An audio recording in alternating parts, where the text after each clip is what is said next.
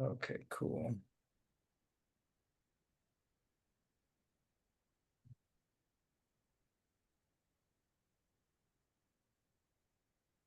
What's up, everybody? Gonna wait for my co-host to come on. We're gonna be talking about cancer season this What's up, evening. Super everybody? exciting. Gonna wait for my co-host to come on. We're gonna be talking about cancer season this evening. Super exciting.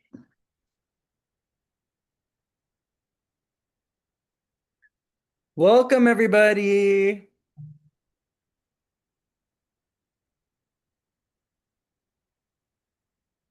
There you are. Hey, Hello. we figured it out. We figured it out. Let me scoot this up so it's my face. There we go. How was your event today? It was good. It was fun. It was a lot of energy. Yeah, there's a lot going on. We got Sun, Jupiter together. We got the Moon, Venus, and Taurus. Really excited to Yeah. dive into Cancer season. Let's see how many people we got here. Okay, cool. So, I don't know if you guys have met Elise. Maybe I got quite a few new followers. So this is the beautiful, wonderful Lotus Elise. She is a fellow astrologer like myself. She also does tarot, and she's a witch. So she sells I products and things like this. And she does like weekend events and stuff, which is really cool.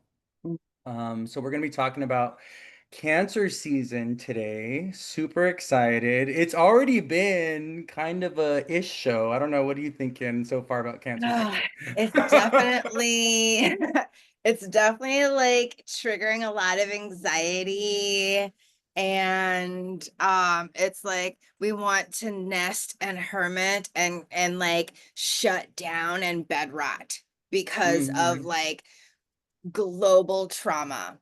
Right? Yeah. Definitely true. Yeah. Yeah. So there'll be a segment of this when we are gonna talk. We'll talk about some mundane astrology, and we'll talk politics, and we'll get a little bit into that.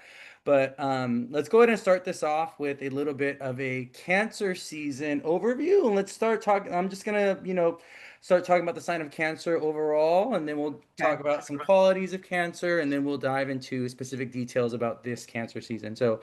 Cancer is a cardinal sign. Cancer is ruled by the moon. Cancer is connected to family, ancestry, past. Cancer is also about our homeland, the things that we protect, the things that we find safety and security in. The United States is a Cancer stellium and is going through what do you call this? A Jupiter return. And this is why the United States celebrates their birthday on the 4th of July, because we are a Cancer, all right? And it shows up a lot with national pride. I think Cancer is a sign that is because, right, Cancer is ruled by the moon, and then Leo is ruled by the sun, but the luminaries, the sun and the moon, the reflection, or the moon is a reflection of the sun's light. So what we get is, Cancer has a lot of similarity, difference, but similarity to the sun. So one of the things I always think about with Cancer is this kind of like pride, cultural pride, family pride, this sense of protection, right? I think it's so interesting with Cancer how you have to kind of be one of the family in order to feel included. And Cancer is very defensive and protective when it comes to what family means. And you'll see this with their friends. You'll see this with their babies. Cancer Oh is a yeah. sign connected to mother and children, right? Mothers and children. So a mother, when it comes to protecting her cubs, oh my gosh, you do not want to get on the wrong side of a mom when it comes to her babies, right? So Cancer also rules the period of life when we're most vulnerable, right? Cancer is being ruled by the moon is one of the most vulnerable signs. And right, we think about Cancer and the animal that's associated with the crab. It's all has this hard outer shell, but the inside of it is all squishy and delicious, and we like to dip it in butter. I remember crab from when I was a meat eater. Yes. Yes, we do those crab boils and everything, Yep. Yeah. So Hmm. I think cancer is a very tough sign though. I think this is one of the things that people don't expect with cancer is that they're really tough. They got ways of protecting themselves. I always think of cancer always also being a sign that likes to attack from the sides, kind of like how a crab moves side to side. They're not as direct as the rest of the cardinal signs, right? I think Capricorn and Aries are the most direct, where Libra and Cancer are a little bit more. They're direct, but they like to go sideways. They like to, they're a little bit more passive aggressive. I think that's another thing. I think they're more defensive too. They're not going to be the ones on the attack the way that Capricorn or Aries are when it comes to the cardinal signs. Cancer is also being a cardinal sign. It kicks off the summer season, right? So it's the beginning of Cancer season is right off of the summer solstice. So it has a lot to do with initiation, with openings, with beginnings, right? We also think about Cancer being connected to pregnancy and birth. It's about what the mother, when we come into this world, right? It's like when we're born, it's very much the lunar energy, it's the Cancerian energy. Cancer is also connected to the Chariot card in tarot, right? And it's Hmm. also connected to the High Priestess through the rulership of the moon. So Cancer is the divine feminine. Cancer is the receptive nature. Cancer is connected to intuition, the unseen, the unknown, right? Babies, they grow in the dark before they're brought into life and before they're visible and they come out the womb, which is more like the sun, and things like this. So yeah, I love Cancer. Cancer is my fifth house. I'm a Pisces rising and I'm Scorpio sun. So Cancer completes me. Oh, I love my Cancer people. Cancer is a sign connected to affection and caretaking and nurturing. Nursing. You'll see a lot of Cancer become nurses in some type of way, or caretakers. They work with children. People have Cancer in the 10th house, 6th house, things like that. But yeah, what are some things that you kind of want to say about Cancer? Just wanted to lay out kind of like the basics, the foundation, what Cancer means and things. Something that always comes to mind when I think about Cancer is bossy. I always think of bossy. Yeah. They have a way of just like, it's like they channel that, like, how moms can just like shoot you a look, or they have like a certain tone that they can hit, and you're just like, you get your shit in line quick. That's what I also think of with Cancer, like very bossy. Cancer also makes me think of big titties. Because like I just think Cancer, I just think like big, juicy, soft, voluptuous, feminine figure. And like who doesn't want to Yes. like snuggle into like soft boobies and be like safe and like read a bedtime story, or like given a snack, or like make me Yeah. some hot cocoa, or like sing me a song or whatever. You know what I mean? Yeah. I always think of Cancer with Pamela Anderson because she's a Cancer and she was known for her giant boobs, right? And it's Exactly. like, and it's this obsession that we have with like boobies. So Cancer, when it comes to the parts of the body, Cancer rules the chest, Cancer rules the stomach. Cancer is also connected to the womb and our reproductive organs partially. And so one of the things that you'll notice with Cancer people, even Cancer men, this is something I want you to know, Yes. because listen, Arnold Schwarzenegger is a Cancer rising, and those tits are Yes. popping. And so They be popping. what you even Hmm. see with Cancer, with men that have Cancer placements, they'll have big, Yes. big boobies. And a Big lot of them, boobies. they'll have Leo, like a sun in Leo, right? But they'll have Mercury, Venus, and Cancer because it's one sign away. Hmm. And so you'll notice that, the men and women have voluptuous bodies, big boobs, or something prominent about the chest, about the stomach. Also, we think of the moon ruling Cancer being exalted in the sign of Taurus, right? Hmm. Which is elegance and beauty. And so I always think of Cancer of also women that have a Cancerian figure, a Cancerian shape, or they have the moon on the rising, right? Or have the moon conjunct the sun, like the new moon signature, the moon Venus together. They'll have the hourglass figure, big boobies, big hips. And what's so crazy, women that have like a strong Cancer energy, men want to get them pregnant. Like they're like, let me make you a mom. Like, or they'll have this energy of like Yes. caretaking, and you'll see when they end up in relationship, a lot of times people will project their mother wound on them. And sometimes it can be a role reversal thing. So even if Yeah. a man is a Cancer, right, a woman will project her mother wounds on a man. It's weird. So it isn't gender specific, right? There tends to be some kind of, No. parental, Electra complex when it comes to Cancer energy sometimes. For Yeah. sure. Yeah. Also, when you were talking about the bossiness of Cancer, I think it's because on the opposite side of them is what? Capricorn and Saturn energy. Capricorn. Yeah. So what you'll get a lot with Cancer is this energy of control, right? And it has a lot to do with strong boundaries. And I think that's one of the things that Cancer has in common with their sister sign Capricorn is this: there's strong boundaries. Like this is you are not one of us. And we see that in the United States. It's like this is what it means to be this is what it means to be family, and you are not a family member, right? You are not invited to the barbecue. Like you get that kind of energy sometimes with Cancer, where it's like that protective, strong boundaries, and it comes off with like control. It comes off with power, right? I think Yeah. that's one of the things that a lot of people don't understand with Cancer is they're such a powerful sign. And you see this because why? If you put Cancer on the ascendant, what do you get in the 10th house? You get Aries. See, I was thinking it was the Libra fourth house because they're such a Mm, mirror. They're already a satellite. They're already a reflective energy. And then they've got that Libra fourth house where they're yes. always like a reflection of their environment.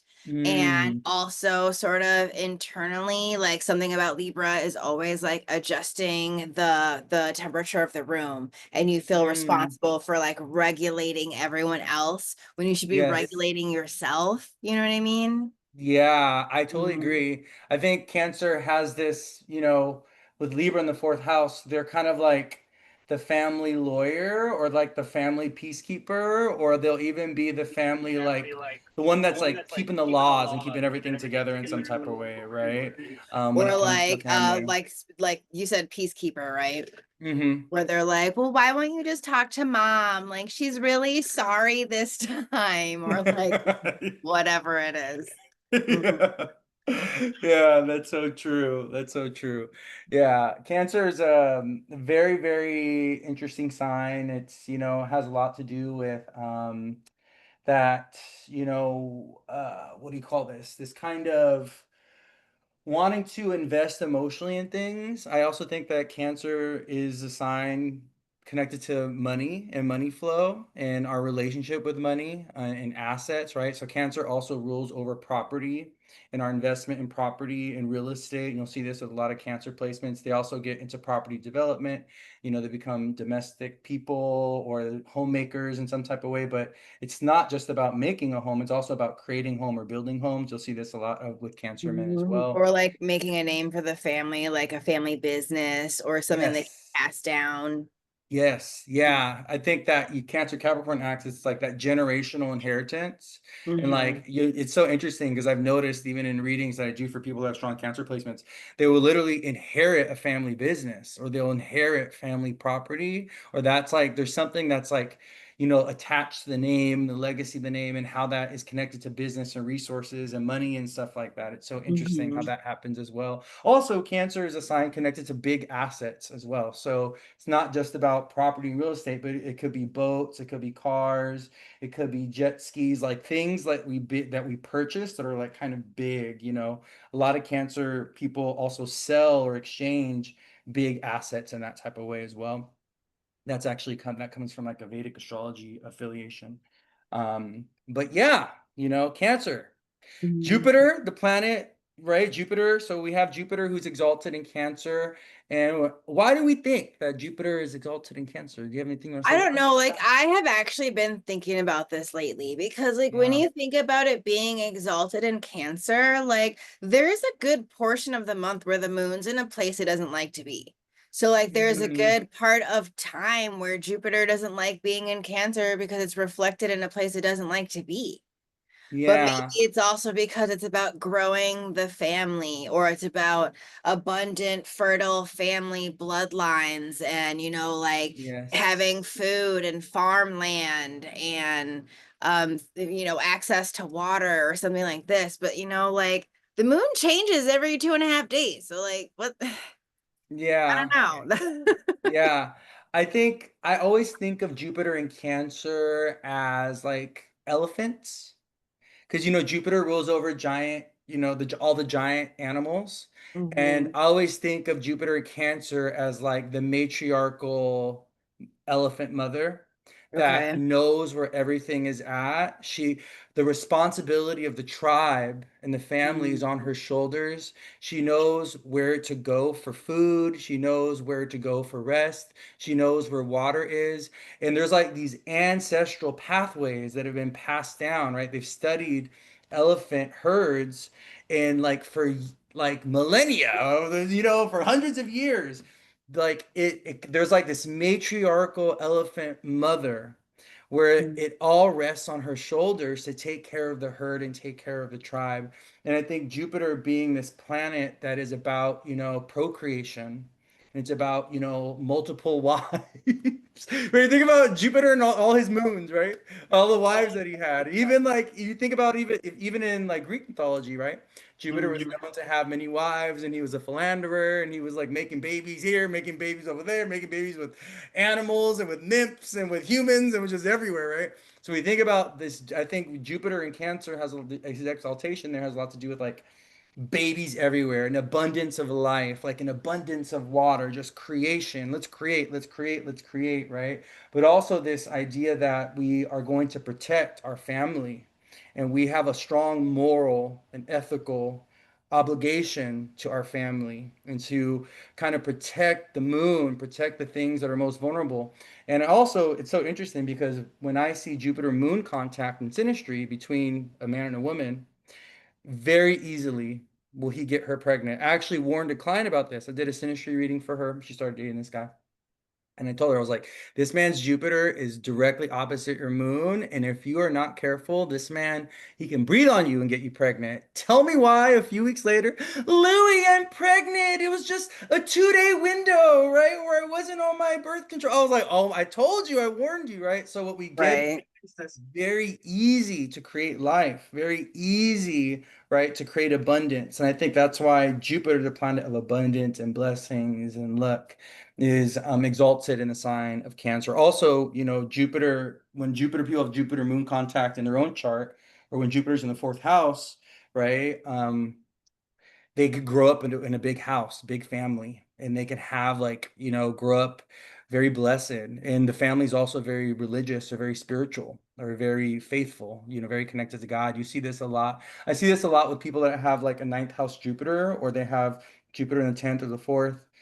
When I do readings, it's like they come from a huge family, and the family is like they're together every weekend, and their mom and their dad are just so sweet and so kind, and they have nothing bad to say about their childhood. And I'm just like, I'm so happy for you with my Capricorn moon. Like, I'm glad you didn't grow up in a prison with trauma. I'm glad your mom and your dad are actually nice to you and gave you everything that you needed, and it was easy for you in your upbringing. Let that. You're so blessed, like. Love that for them. I love that for them. Exactly. Love Yeah. that for them. So, so Yeah. yes, I think that's why. And I think that's what we are going to be. But also, I think, when it comes to Jupiter and this, I think there can be like an overprotection. And I think there could be an overcommitment to the family. I think that's Jupiter's risk, I think, right? It's always like overdoing something or too much of something. You'll see that with like Jupiter and Cancer or Jupiter moon stuff. It's like the mother was overbearing. She was like overly protective. Like she was like, oh no, or even like there's religion or spiritual religion usually that like the child has to about like be bound to, and if they go against the family morals or religion, then they can get ostracized, right, in some type of way. So I think also there's kind of like this sometimes this overbearingness with Cancer as well. I think we see that in general with Cancer with moms sometimes. It's like overbearing, overprotective, over domineering, right? Like also never letting the child grow up and be an individual. Like, Yeah, it can be very like helicopter mom, you know? yes. Mhm. Mm-hmm. Yeah, yeah. So I think, yeah, like I think that's it's funny because I have a lot of Cancer friends, or because they're my fifth house, and I just can't. I literally I attract Cancers like crazy. Like I'm like a magnet for Cancer energy. Scorpio, Scorpio Sun, Venus, Mercury, Pisces rising. They just, I'm always connected to cancers. But what I've noticed, a lot of them, there's a codependency. I think the shadows of cancer is codependency on the mother, codependency on the family. Also, kind of like really hard to let go of shit from the past, really hard to let go of lovers. They're delusional as hell. I know so many cancers that are delulu. And I think the cardinal moon energy is like they fall in love so fast. And they don't even know what they're falling in love with half the time. You haven't even Yeah, done a your lot research. of a lot of the men that I know that have cancer placements, especially cancer placements that should be good, basically had to like take over and be the dad from a young age. And so they've Mm, had this burden of great responsibility from a young age. And they mhm. also have like very like weak moons. Like I know several, like a couple of them are Scorpio moons. I have so Taurus sun, I have like a dozen Scorpio moons in my life. Yeah. The sun Um, moon yeah, opposition. but the Yeah. Scorpio moons with cancer placements, yikes. Mom was not good. Mom was very unstable. Mom was very Yeah. mentally disturbed. Mom was overbearing, but also it's like to the extreme where it becomes abusive, where there's no room for error, there's no room for experimentation, there's no Yeah. room to like figure it out yourself, you know? Yeah, yeah. I being a Capricorn moon, um, when your moon is afflicted, right? Because Cancer is connected to the moon. When your moon is in Capricorn, Scorpio, your moon's in the eighth house, the 12th house. Your fourth house ruler is afflicted because the fourth house is because it's connected with Cancer. So you have the fourth house ruler in the eighth and the 12th, or even in the sixth. It's like there will be some kind of um trauma associated with the mother or with family or early childhood in different type of ways. I noticed with my Capricorn moon, it was just like that, like what you were saying. It was like I had to be perfect, really high expectations. It wasn't like unconditional love. That's one of the beautiful things that when people have a really strong moon or they have like real strong Cancer placements or strong fourth house ruler, like mom gives them unconditional love and understanding. But my Capricorn moon was like the bar is up here, and if you don't meet this bar, you're getting disciplined, you're getting punished. You have to perform. If you want my love, you want my affection, if you want me to give you things, Mhm. then you have to get straight A's and be like this type of child. And if not, I'm going to punish you. I'm going to take everything away. I'm going to Yep. reject you. I'm going to deny you, right? Which is the moon being ruled by Saturn. Also, Aquarius moons Mhm. they experience this as well. But yeah, I think the moon in Scorpio has a lot to do with emotional abuse and manipulation from the mother. Mom is emotionally manipulative, and mom will like gaslight them and make them feel bad or guilty for wanting to do things for themselves. And that's what we get. That's why the moon is fallen in Scorpio, because you get this mother that's kind of like controlling in a very emotionally abusive way, right? Or she's like jealous and she's possessive and she hides secrets and has her own hidden life apart from the family and all this like weird stuff. So Yeah. yeah, but yeah, it's all yeah, Cancer placements. If you do have your Cancer rising, you have Cancer in the fourth house, you have any kind of Cancer placements, you always want to take a look at where your moon is at, because your moon placement is going to tell you how your Cancer house and your Cancer placements manifest and show up, right? Mhm. So, and it's a mixed bag, The Cancer is also connected to the unconscious and the mind. And Cancer is also connected to lunacy. One of the things that I see with people who have Cancer moons is mental illness that runs in the family.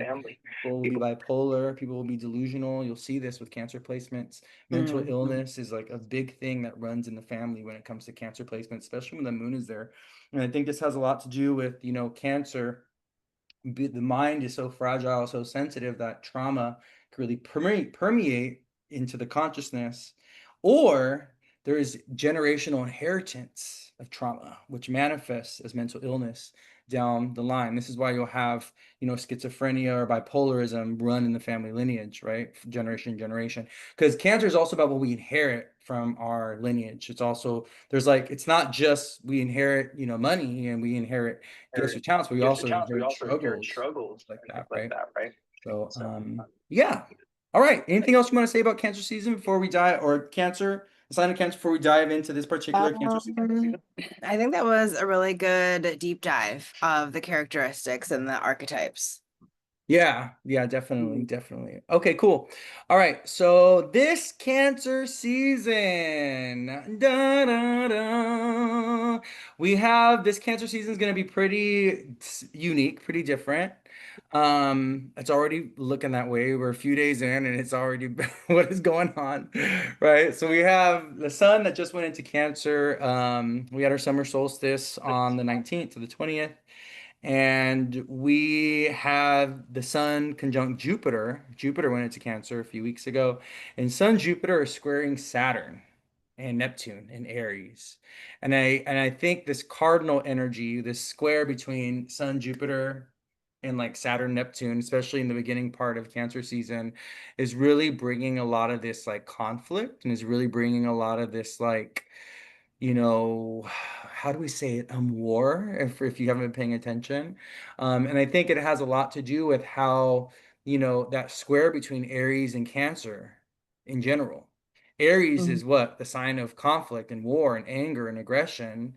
And Cancer is vulnerable. It's ruled by the moon. It wants to protect, it wants to defend, right? It wants to put up boundaries. And so it's like Aries is very offensive energy and Cancer is a very defensive energy. So I think this Cancer season, we're really going to see what we have to protect or what we have to defend in our own life. I really think that this Cancer season is going to be particularly important for cardinal signs. Aries, Capricorn, Cancer, Libra people, especially if they have their sun, moon, or rising there, because I think this Cancer season is going to show them or give them a little bit of preview of what Saturn and Aries and combined with Jupiter and Cancer is going to mean for them over the next year, right? Mhm. I think this is our first cardinal season where we have Jupiter and Saturn in cardinal signs. So, if you are an Aries, Capricorn, or Cancer, an Aries, Capricorn, Cancer, or Libra, if you have especially your big three in those signs, especially in the early degrees, you really want to pay attention to what is shifting or what is changing or what is evolving in your life and how things are moving. Because I do think that this Cancer season is going to be a very particular one. Yeah, Mhm. the sun is in a very precarious situation because Mm. the sun is just such a layered story, and there's so many ways to dissect it and pull it apart and examine it. So, like, the sun is men in power, and Saturn is like the general, right? And Yeah. so, men in power are really at odds with like war efforts, generals. It's like that square is also a Mars aspect. So there's a lot of friction, and the general wants to be the boss, but so does the sun, right? And the Yeah. sun is working with soldiers. The sun is making that sextile to Mars, but Saturn's working with Pluto. So Yeah. like it's just like you sank my battleship. It's like You sank it's my battleship. it's not good. We're like really like in a very precarious situation. It's like all the support is like we're outnumbered by the underworld, Yeah, I you know? agree. Yeah, I think that this also has a lot to do with behind the scenes. I think it has a lot to do with money and resources as Uranus wraps up in Taurus and he moves into Gemini this season. This is why this is so important because this season is kind of like the trigger point. It's like, the divine pulling the trigger on what Uranus and Gemini, Jupiter and Cancer, Saturn and Aries, and Pluto and Aquarius is going to be about. And we're waiting for that last piece of Uranus moving into Gemini to really tell us what this new reality is that we're going to step into and how the global events are going to be shifting and changing, right? Mhm. So I think, yeah, but you're so right. The sun being connected to authority figures and leaders, right? And Saturn being the planet of like government. And it's interesting because there's kind of confusion around right now around who is bad and who is good. And I think that's one of the things that was a little bit more clear narrative wise with like World War I and World War II. We kind of knew who the bad guy was, but because Neptune is involved, Neptune's with Saturn, and Neptune and Saturn are squaring the Sun and Jupiter. It's like who's bad and who's good? Like who's really the evil one here, right? Saturn is the planet that's traditionally the bad guy, and the Mhm. Sun and Jupiter are the good guys. But there's Yeah, and like, I yeah, think it's you can see how it's playing out where Saturn and Neptune is single world leaders with their own singular interests, right? yes, And uh-huh. what they're after is the resources, Pluto, that the people own, Aquarius, right? Mm-hmm. So Pluto's also underground things. So it's antimony, it's oil.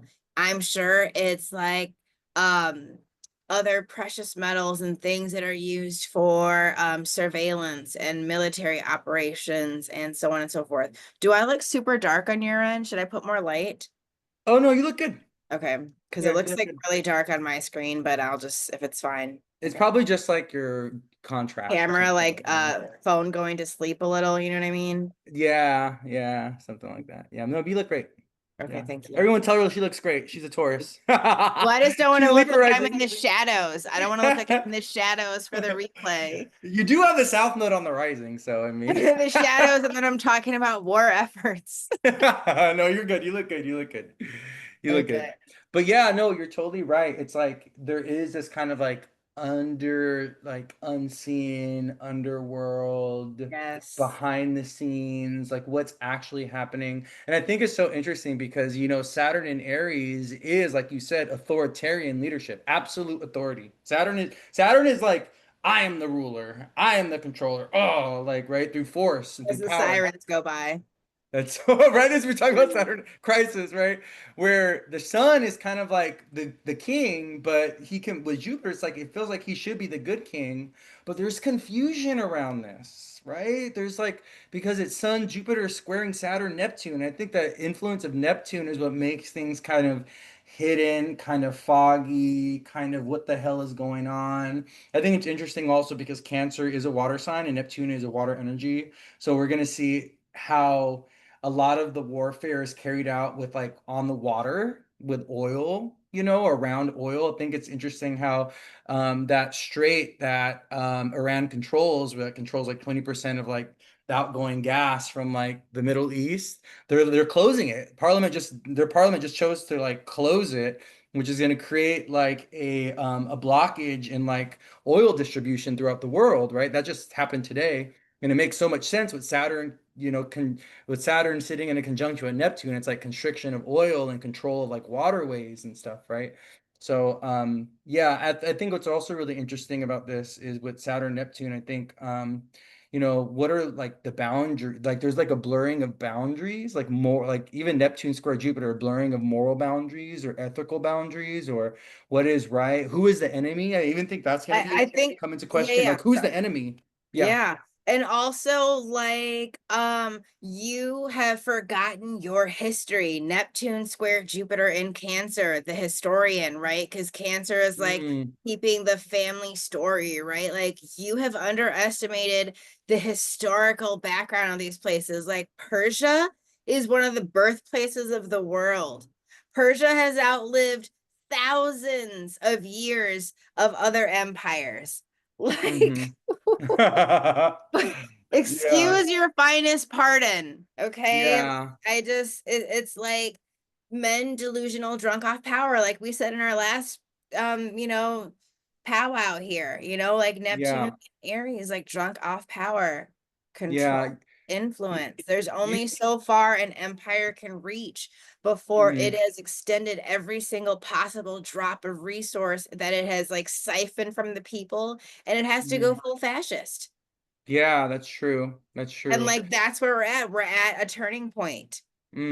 Yeah. I think what's also really, I think the Jupiter Neptune energy, like Jupiter square Neptune as well, and Jupiter's influence on this, the Neptune, I think this also is like a religious Oh warfare. yes. And it has a lot to do with like old religious ideology or old religious prejudices and biases in warfare that's like resurfacing again And it's and like all Abraham. They're all yeah versions of the Abrahamic Abraham, religions, yeah, which has been like literally yeah, Israel, Palestine, the Middle East, the Christians over here, and the United like States, right? It's like this religion, it's religiously infused as well. Like, so it's not, I think yes. that's where we also see the influence of like Jupiter and Neptune is kind of like this is also a religious warfare. And it's so interesting because the majority of us are like, we don't even follow religion anymore. This is not it. But right, for other countries like Iran, right, and even like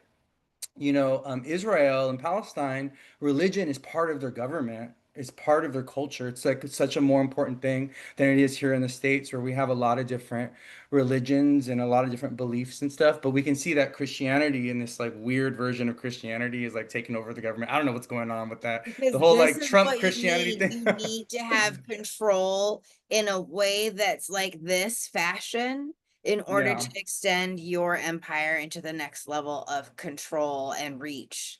Yeah.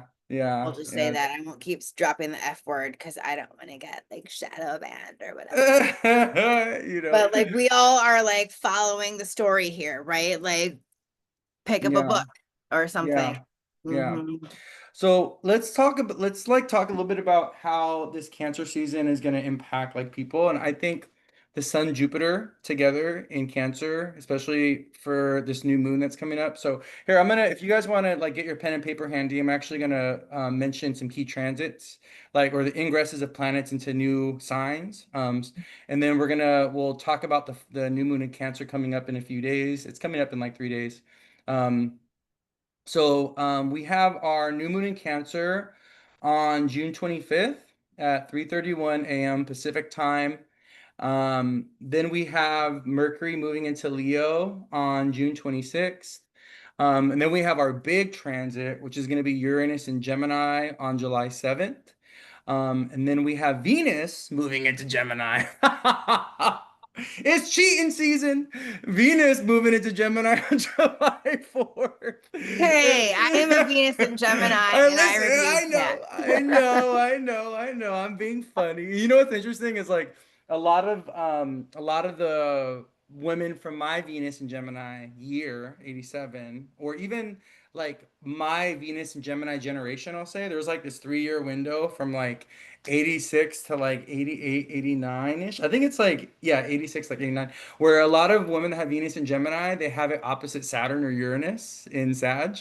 And that Uranus opposite Venus, let me tell you, there's something about it. It's a little feisty. It's a little It is. wild. It is. So yeah, Venus goes into Gemini on the 4th of July, and then we have our full moon in Capricorn on July 10th. Okay. So, but I want to talk about our new moon in Cancer on June 25th. I think this is going to be a very important new moon for a lot of people. I think it's, because what's important about it, right? What's important about this new moon in Cancer that's coming up I think, for all of us collectively is, it's conjunct Jupiter, the planet of expansion and growth and opportunity.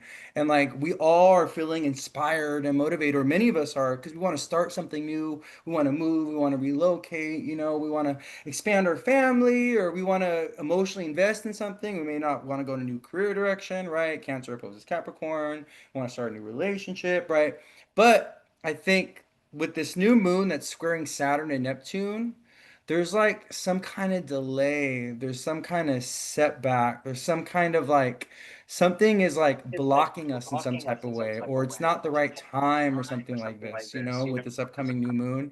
And I think it's something that we need to be very aware of, because it's kind of like many of us are feeling inspired and motivated, or we want to make a change because there's all this cardinal energy in the air. But like there's just something that's like not quite right about it. It's just not quite the right time, or we're not ready, or we don't have all the information, we don't have all the resources. There's something like that going on, But I don't know, what are you thinking about that new moon in Cancer? Well, this new moon is exactly on America's Jupiter and Venus in America's 8th house. So that's probably why there is something not quite right about it. Mm. In my opinion. In your opinion, yeah. Mhm. We've also got like a lot of just like weird aspects, right? We've got like a Lilith kind of influencing it, but like not quite Yeah. exactly by degrees. We've got Mars trying to like build something here, like the earth and the water are trying to construct something, but the square from Saturn is like, well, I didn't tell you that that's what you're building. Like, no one told you to build that. And so Yeah. it's kind of like we're getting scolded for trying to like figure out something that is like strong and can maybe withstand a few things, or it could withstand some edits or things like that. And like Saturn and Neptune is like, no, like we're not even going to try, we're not even going to lay foundation, we're not even going to dig a hole, we're not going, you know what I mean? It's like we're not going to even attempt any of these Yeah. options. Yeah, I think I'm glad that you mentioned that Mars in Virgo. I think, the new moon being sextile at Mars in Virgo, it's like we want to do all the detail work. We're feeling very Mhm. like passionate, right? But what's so interesting, which is something that I usually don't ever use or I don't talk about because I'm not a big fan of quincunxes and I don't use them in my everyday like astrological practice. Mars is actually forming a yod and two quincunxes and two quincunxes, right? Because a yod is two quincunxes and a sextile, Oh, right? I see it with With Pluto. Mars, Pluto, and Saturn and Neptune in Aries. Mm. So I think what's so interesting about this new moon with this Mars, Saturn, Neptune, Pluto yod in the sky is Mars is indicating there's some kind of like karmic fated direction that we need to go in, and there's something that we have to kind of fight for. Because that Saturn in Aries responding to Mars in Virgo, who's sextile the Sun Jupiter, there's something that we're fighting for. There's something that we feel like this new moon in Cancer that we have to protect or defend. There's something that is like, it's like I'm already invested in this and I need to like keep pushing through it, even though Saturn is like holding me back, even though Saturn is like delaying me, even though Saturn is like challenging me in some type of way. It's like we have to kind of push through the hardship and the difficulty. We have to continue to fight and struggle. We can't let Saturn overcome us. It's like, and I think this yod, right, with Mars, Pluto, Saturn, Neptune, there's something that's like really inspiring about it. There's something that's transformational about it. There's something that's traumatic about it as well. Come on, it's Mars, Pluto, and Saturn. Like these are not nice planets. These are rough planets. These are planets, These are the you know? people. The people are trying to build something that works, that goes together, that flows. That Mars in Virgo is ruled by Mercury in Cancer. This is about the people working together, right? And then Mars and Saturn and Neptune at the top, or at least in my neck of the woods, this is a Cancer rising situation. And we got Aries in the 10th house, and they're like, no, no, no, like we're not doing that. I said we're doing this. And so Yeah. quincunx is just like um everyone's sort of like at this stalemate because no one wants to build. It kind of looks like a strike. Yeah. Yeah, maybe that and that's what maybe this is. Maybe this is people protesting, the activation Yeah. of people protesting jobs, Mars and Virgo, people like Yeah, walking off maybe jobs there over the next is 2 weeks. 10th house Saturn ruling that 7th house. Maybe there are contracts where they're going to flood the workforce with something to fulfill some government military bullshit that people are like, we're not building this shit. We don't want this in our backyard. We don't Yeah. whatever, you know what I mean? Yeah, yeah. I definitely think that this we may even see like, Uranus at 29 degrees. Like I you're don't like it. I I you know, don't like this could also be like, warfare when it comes to like supply lines, food chains, chemicals, cyber warfare. We got Pluto and Aquarius with this Saturn Pluto sextile being quincunxed or in this yod with Mars, like cyber warfare or something like this. I don't know. We'll see. Or even like, Mars and Virgo attack on people's health in some type of way. I don't know. Yes, We'll see. oh, it's definitely going to be this. It'll be like, oh yeah, you don't want to do what we said? How about this? Hmm. And it's just like I don't know, the Saturn Neptune in Aries to me, especially with Pluto and Aquarius, this little spicy combo reminds me of Bane, where he is going to poison the water supply. And like no one knows what he looks like or sounds like because he got that weird mask. But he's like this big Mm, guy who's got everybody under his command and like he's everywhere and nowhere at once. And he's like hmm poisoning, he's infecting the entire city, like in the blink of an eye. That's what this combo makes me think of. Yeah. Did you watch the new Batman? The one with Is the that the guy one from where Twilight? Ben Affleck is Batman? No, he's the guy from Twilight. You guys, what's his name? Oh Chat. no, Pattinson, Robert Yeah, Robert Pattinson. Pattinson. Yeah. Have you seen No, that I one? haven't. Okay, it's like the same. It's like a similar thing. It's like the Joker is like anybody and everybody, or not the Joker, the Riddler. Oh, He's okay. like everybody. Like all of a sudden, people kind of like they start like following him. He develops a following online, and then like everyone starts dressing like him at this like event, and then he does this like attack on like I don't want to ruin it for Nita. Spoiler alert for if anybody Mhm. hasn't seen the movie. He like does this attack on the city, right? But it's like there's all these different versions of him, and everyone's like, "Who's the real one?" It's like kind of like that energy, and I think that's what that Pluto and Aquarius is about. It's like it's like the whole group. How can you target a single person if it's like the group and the Yes. community? It's like the faceless rebel. It's like Yes. we're all wearing the mask, you know, and Mhm. things like that. And so I think yeah, that's what we may see, or that's what that energy is. And then everyone's been so like indoctrinated. So it's just like everyone's already been planted with that seed of like, you do my bidding. Mm-hmm. And so we've got Neptune and Saturn at the top of the thing, just like, Yeah. marionette strings. Yeah. And Saturn is in an overcoming square, right? So Saturn is actually in a stronger position than Sun Jupiter, because Saturn is in the 10th house away from Sun Jupiter, where Sun Jupiter in the fourth house away from Saturn, and so Saturn's actually in a stronger position. He's in his fall, so he's more destructive. Jupiter's exalted, but Saturn's fallen, so it's kind of like this push and pull that we get between. And the Sun is pretty good in Cancer, I believe.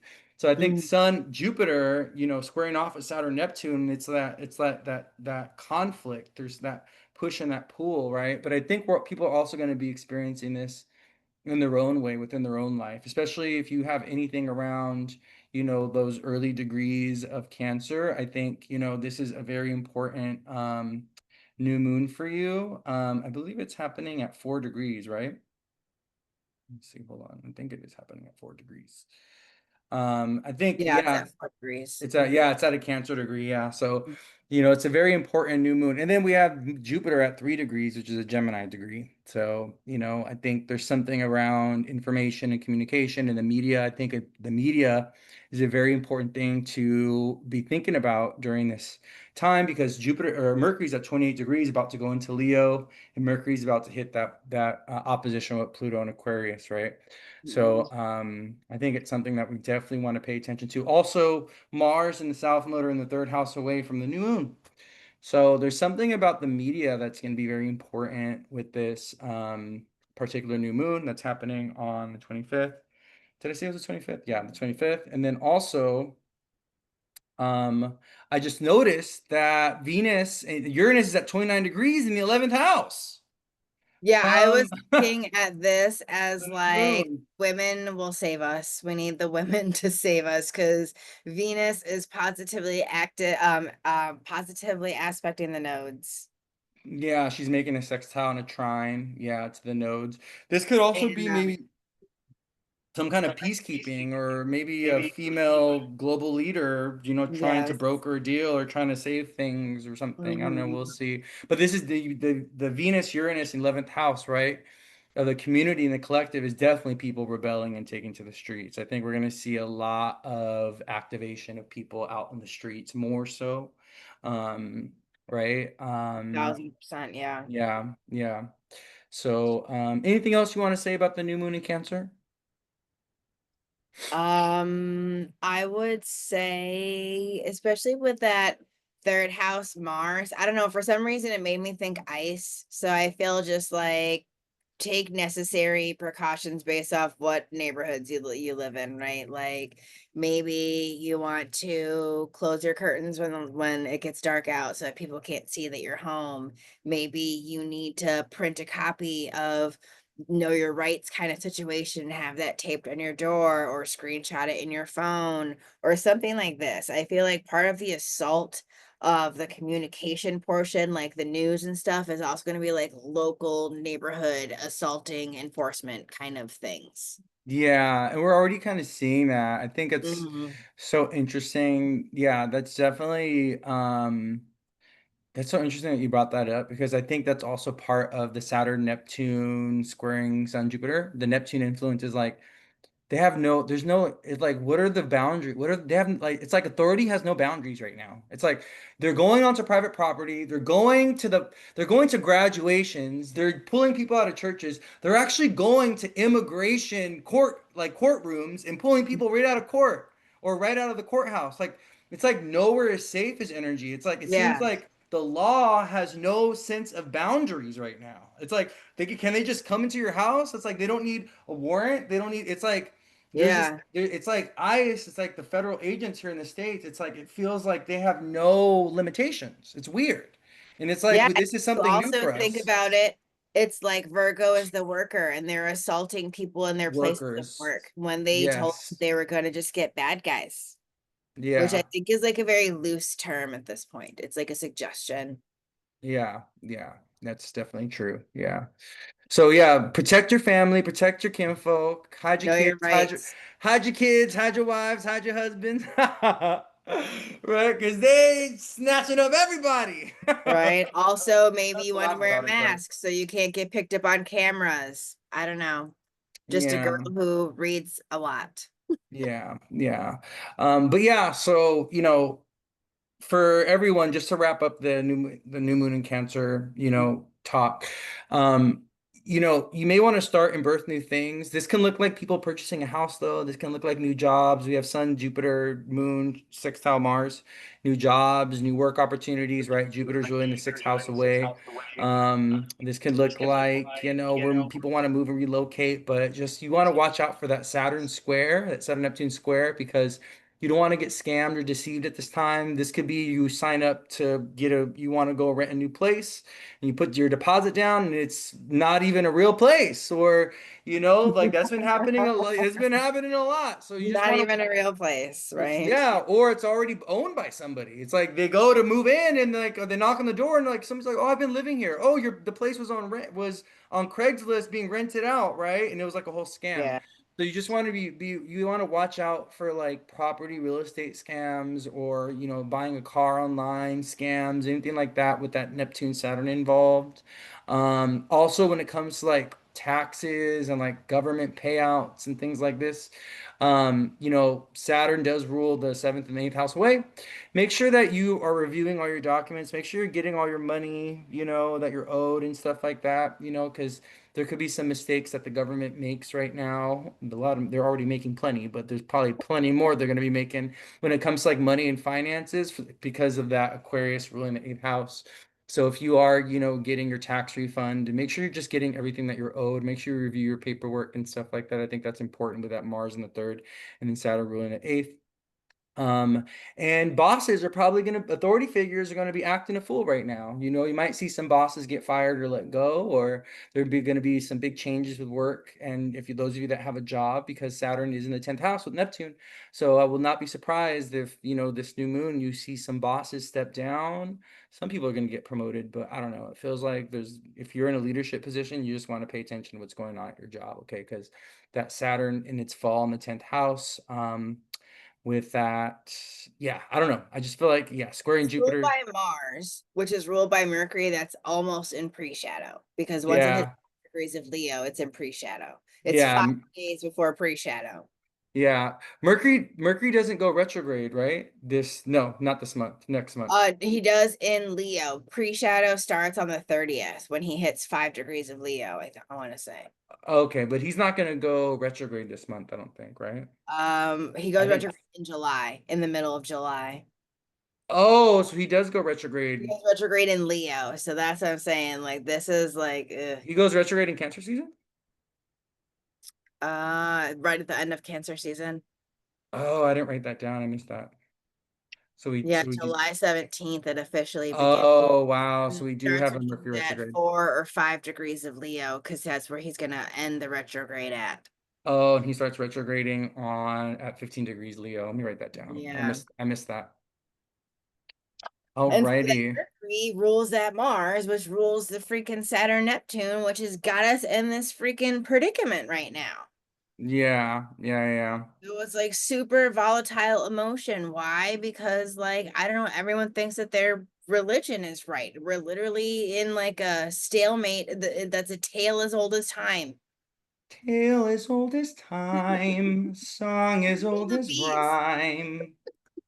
Beauty and the Beast. Right. And It's that's what the is in the 11th house. We need the beauty to save us. is it okay, so is it the 18th or the 19th? Because I'm showing the 19th. I don't know. I'm logged in and it says the 17th on mine. Oh, no, hold on. But Okay, on my end it shows the 18th. oh, that's because it's 15 minutes before midnight. So it's probably the 18th for your time For zone. me, okay, okay, okay, okay. Yeah. So we do have a Mercury retrograde in Leo. Mm. Um, yeah, we'll talk about that when we get there. Yeah. One thing at a time. One thing at a One time. crisis at a time. One, it's actually it's funny because it's gonna start retrograding, sextiling Venus and Gemini. They're going to be right at Venus is at 15 and Mercury's at 15, and then Mercury starts retrograding in Leo at 15, sextile Venus.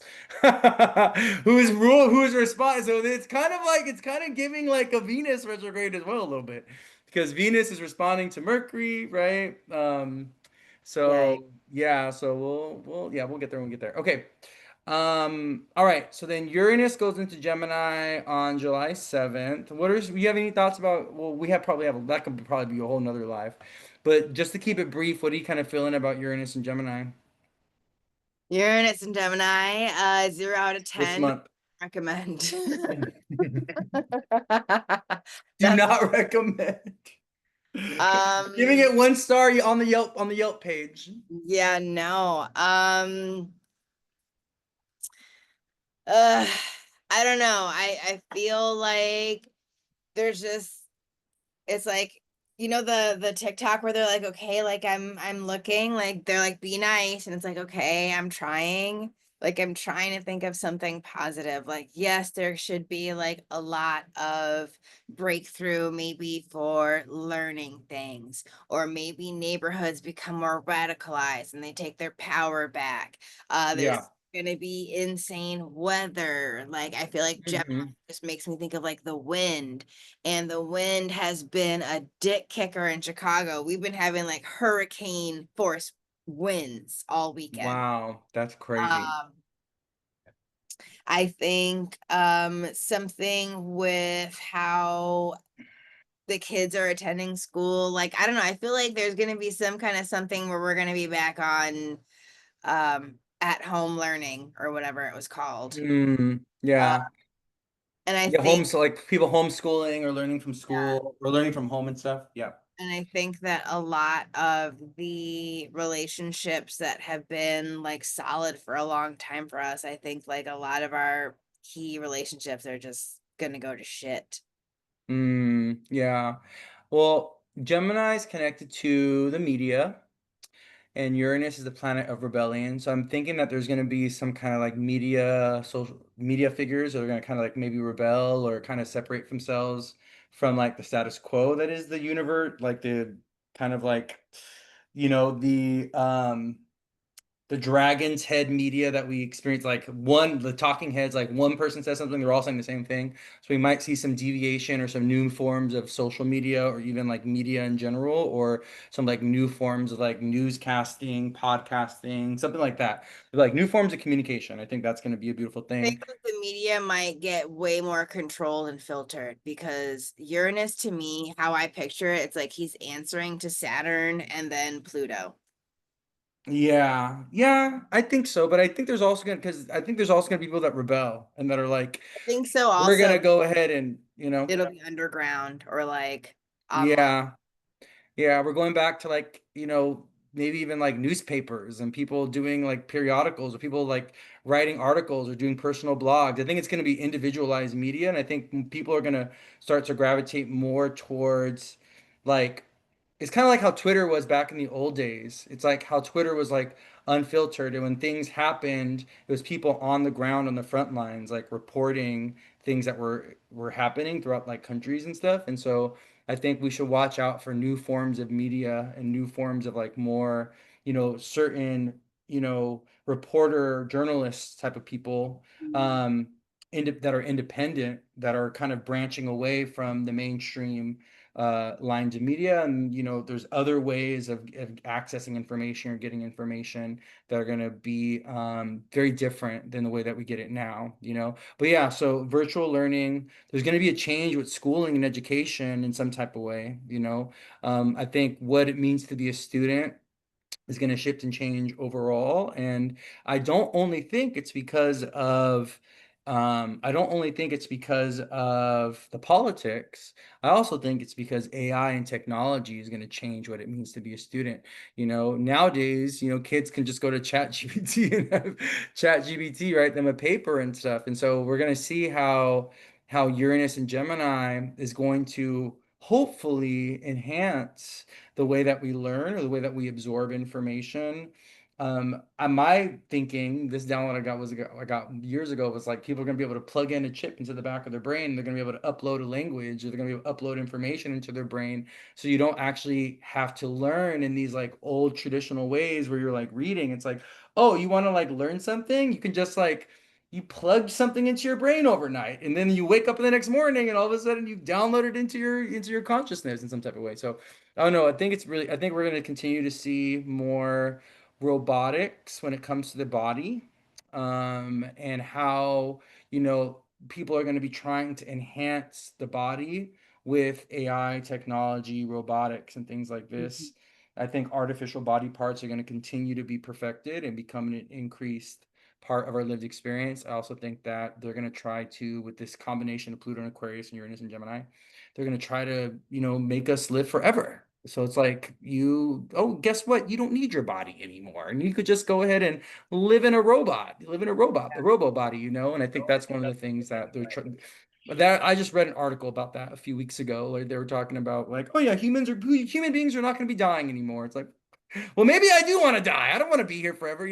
So I think we're going to continue to see that. I also Yeah, think, like you were saying, neighborhoods being radicalized and like rebellion happening on the streets in the neighborhoods. Like certain cities are going to become maybe more dangerous, or certain cities, it's already happening. They're like, oh, the liberal cities, LA, New York, Chicago. It's like over here in the States, ICE agents are targeting liberal cities. And so I think we're gonna start to see like more warfare in the neighborhoods, and yeah, that's what LA is already shown us. And I think LA was just a preview. All that stuff happened over the last few weeks. I think that's just a preview what's gonna be happening, yeah. and stuff like That that. part of the way that it could also be radicalized is like gangs coming together and actually protecting the people instead of like Oh yeah, themselves, because like what's more rock and roll than like coming together and fighting the people kind of thing, because it's like yeah. Like creating militia, so militia is a yeah, militia is a Uranus and Gemini thing. It's like, and that's what actually how the mafia. So when I went to Italy, our tour guide, he ended up telling us the mafia started when like during World War I, when like the Nazis came over to Italy, and all of a sudden they had like no police locally, and the Nazis were like abusing like townspeople. And so families got together and they started, or there was no justice. And so families got together and they started doing their own justice. And that's how the mafia became like a thing. It's like these, so it kind of gives us this idea of like Uranus and Gemini. It's like, okay, well, if you guys aren't going to be, if we can't depend on, authorities like police, we'll do it ourselves, right? yeah. Like we don't need you guys to do that. So, um, Also, I think that Pluto Uranus trine is going to be hacker wars. I think oh, the like site, yeah. is going to be like mass control over public things like water, electricity, gas, all of that, street lights, all of that kind of a thing because of the native Yeah. Pluto and Uranus. And also that Pluto is coming onto our moon, our country's moon. So I think a lot of the ways in which the attack happens is like, this Pluto Uranus thing. Yeah, it's kind of giving like, oh, it's like attack on our internet access, attack on our ability to communicate with one another. Like it's like, oh, we're gonna cut off your guys' electricity, we're gonna cut off communication, we're gonna cut off the media, like that type of attack, and maybe even government using that to control. Like, oh, we're gonna take away internet access from you guys, to control the populace, or we may even see this in like other countries. That might be like a thing that starts to happen with that Uranus and Gemini making a sextile to Saturn and making this trine to Pluto. It's like cyber warfare, but also with that Saturn, it's like disconnect. We're just going to unplug you. We're going to disconnect Yes. you, you Yes. And know? so for me, I think part of that disconnect, I'm thinking is like more VPN kind of thing where people are just going to pretend be logging in from like Thailand or Vietnam or whatever. And you're just like routing your internet address somewhere else, but you're not physically there so that you have access. It's kind of like, um, Yeah. that kind of, Yeah.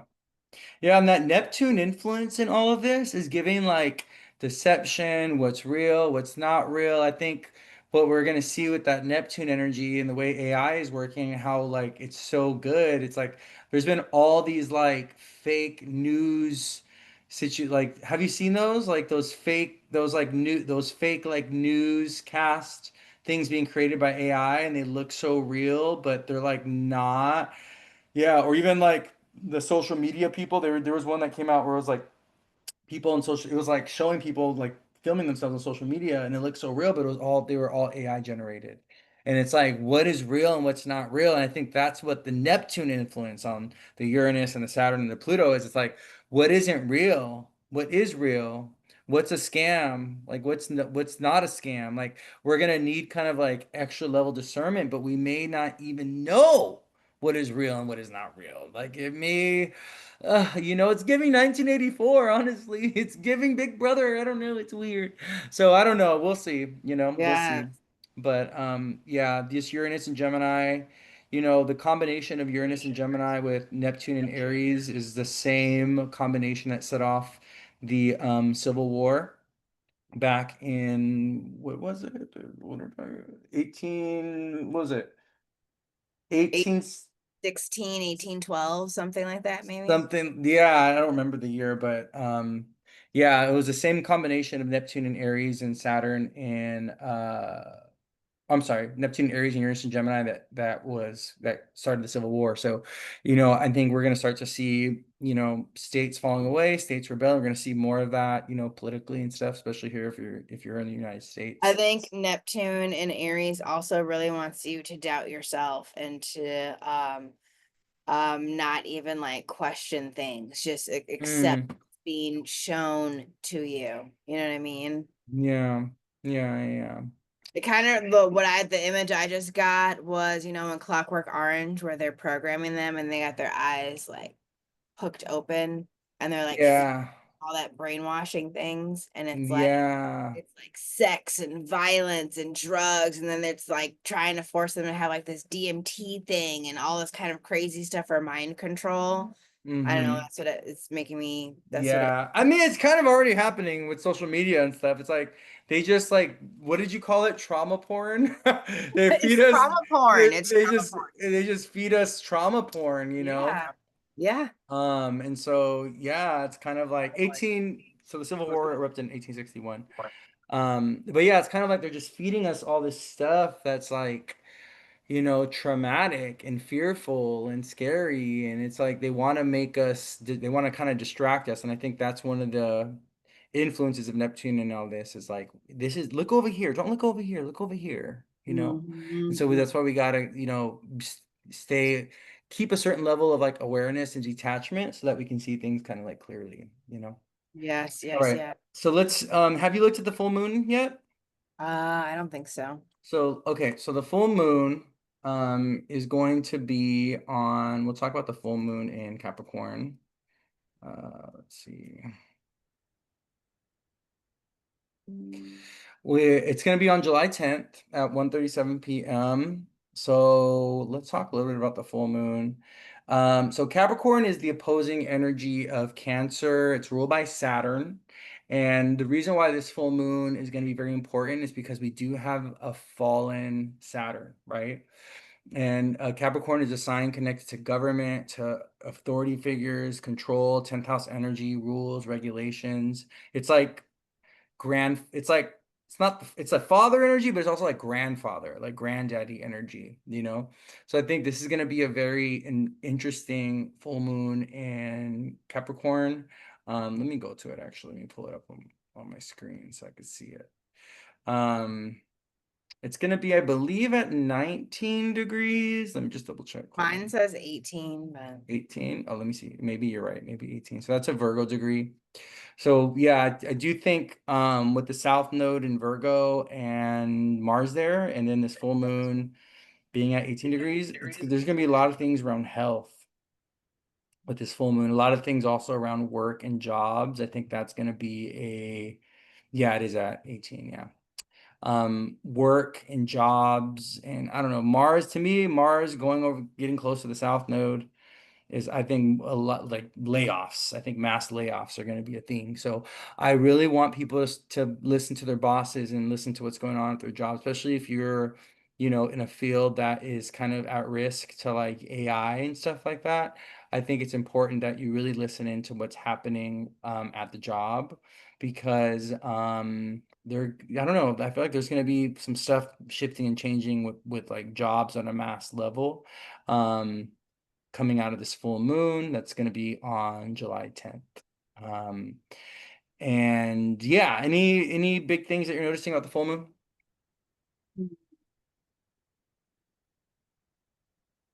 There's a few that I'm noticing.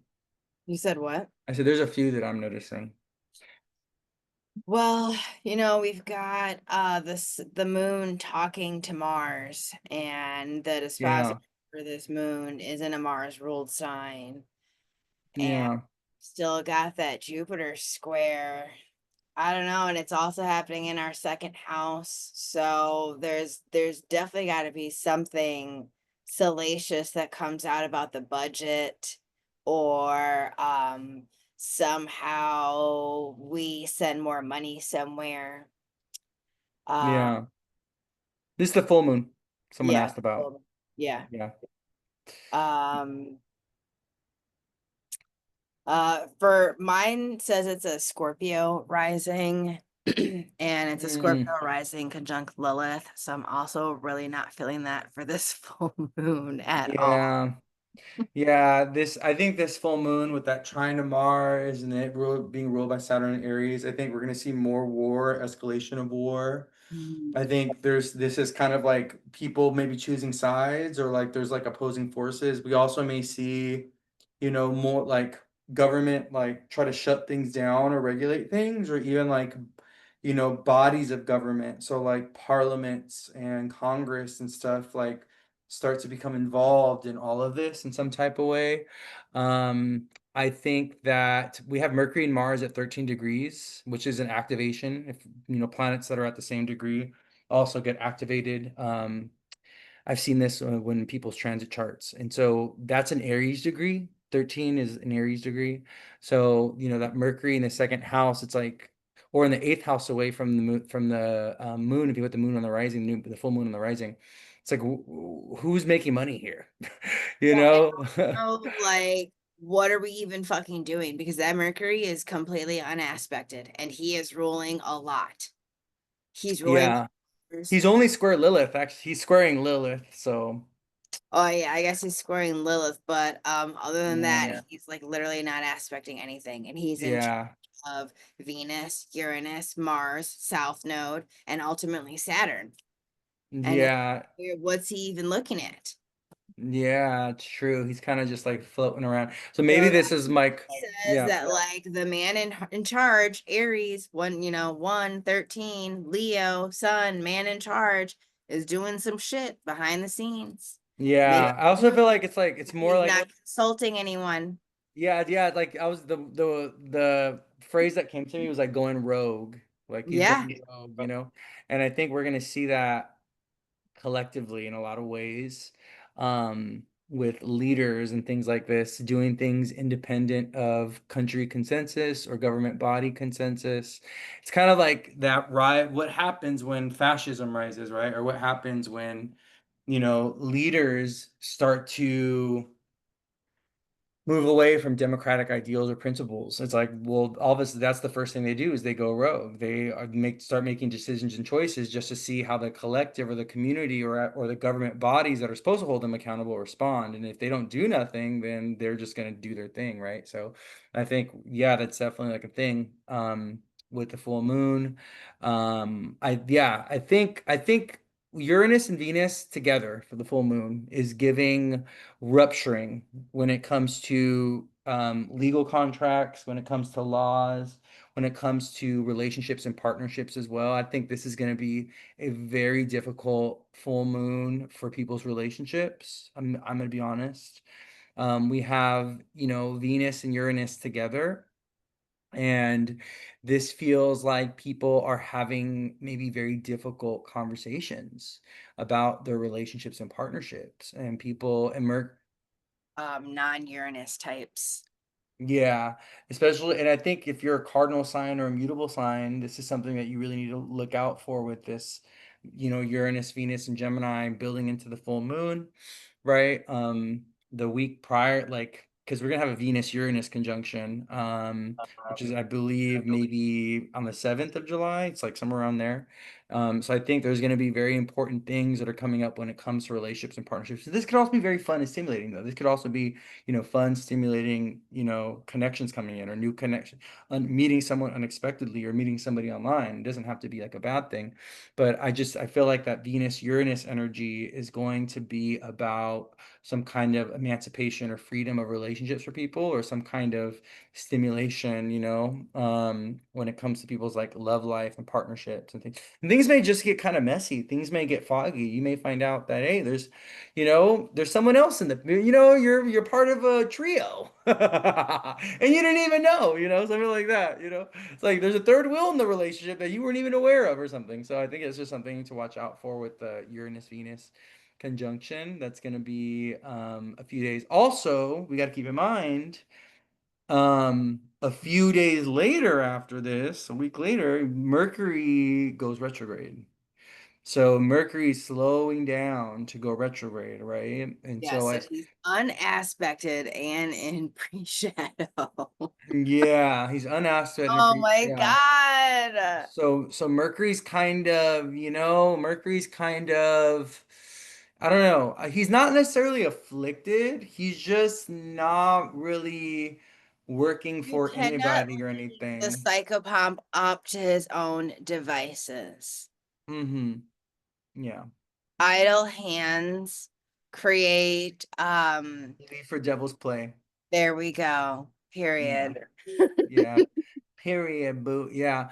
So I think, yeah, I think this month in general, even with this full moon, I think the most optimistic, part of this month is our new moon in Cancer. But I think the full moon is a little bit more rough. Also, one of the things you always got to remember about the full moons that happen during Cancer season and Aquarius, and I'm sorry, Cancer season and Leo season, is the full moons are always ruled by Saturn. So the moon is right because during Leo season the full moon's in Aquarius, and during Cancer season the full moon's in Capricorn. So there's kind of like karmic things that unfold, and I've noticed this. I've been noticing this in my own life, but I've also been noticing this like with every year that passes. It seems like the full moons that happen during summer are like really dramatic and really intense, and they're very karmic, and they're like they kind of move things forward or propel timelines forward in a lot of ways, because of that Saturn rulership with the full moons, right? So I think, one of the things we got to remember about the moon in Saturn is that they're not friends. They're No. not. The moon, the full moon in Capricorn, the moon is in its detriment in Capricorn, right? And it's the same thing during Taurus season. We have that full moon in Scorpio. Lord Jesus, help us. That full moon in Scorpio was rough that we had, right? In Taurus season. And it's crazy because that full moon, oh my God, that 2 weeks, I was like, what the fuck is going on? Oh my God, get me out of this. But yeah, so whenever the moon is in its detriment, or it's fallen, or it's in a weak place, in a, you know, ruled by Saturn, ruled by Mars, even full moons in Aries, those ones are intense. Oh my God, the eclipses that we had in Aries, and that was crazy. Or during even last year, the Libra season, the full moon in Aries eclipse that we had last year. Lord Jesus, wouldn't do it again, right? But yeah, so we always got to remember that it's like the quality of the moon, when we're experiencing a new moon or a full moon, will tell us a lot about what we're going to be experiencing emotionally. I do think this is going to be a very hard or emotionally difficult full moon. I think this is going to be very challenging. I think people are going to be kind of pulled, and sometimes the full moon, right, in Capricorn, you feel this kind of pull between Saturn and Capricorn energy, and like the moon and Cancer energy. It's like, being torn between your career and your family, being torn between your obligations, your responsibility, and how you need to nurture or care for yourself, being torn between, rules and regulations, which is like Capricorn, and kind of like doing your own thing, or, following your own path, which could be like the sun in Cancer with Jupiter, right? So I think we just really want to pay attention to how this full moon is hitting us, especially if you have anything around 18 degrees of a cardinal sign, any placements, sun, moon, rising, especially around 18 degrees of cardinal sign. You just want to pay attention to if this full moon is hitting you, you know, how is it showing up in your life? How's it manifesting in your life? Are you okay, boo? What's going on, right? Because this full moon, I think, is kind of triggering and activating. And I think in general, especially for cardinal people, I think, the new moon and the full moon this season are starting new timelines. And I think they're beginning things. I think they're opening things. I think they're doing something, right? Because we have a new moon in Cancer that's conjunct Jupiter, who just went into Cancer, and then we have a full moon in Capricorn that is ruled by Saturn, who just went into Aries. So there's something around, like, there's new stuff happening. There's like the timeline is moving forward. There's like new beginnings, but they're not sweet, simple, nourishing, loving new beginnings. No, these are new beginnings that are coming off the back of tragedy. They're coming off the back of war. They're coming off the back of loss. They're coming off the back of struggle. Like, it's like, oh, well, I'm forced to get a new job because I just lost that other one.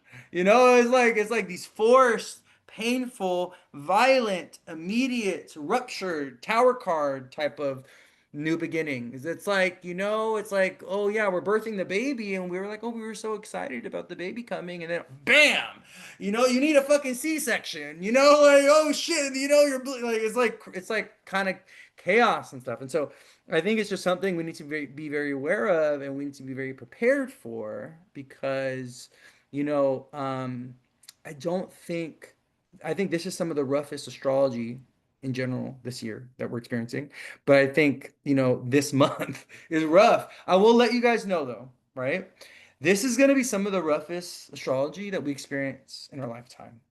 Like, this is a very rare thing to have, you know, 4 or 5 planets, outer planets, especially Saturn, Jupiter, Neptune, Uranus, Pluto, go into new signs within like a 2 or 3 year period. Like, right?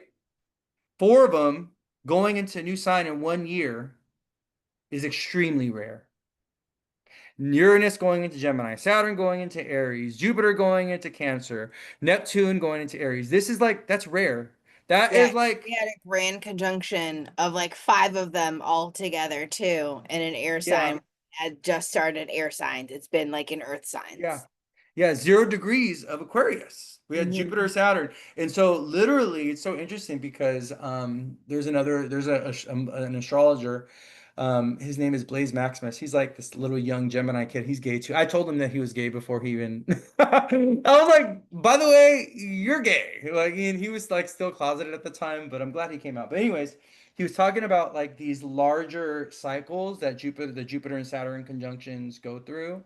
And he was mentioning how we've entered the age of air with that Jupiter Saturn, that great conjunction in 2020, right at the beginning of 2020, I believe it was, and it was in Aquarius.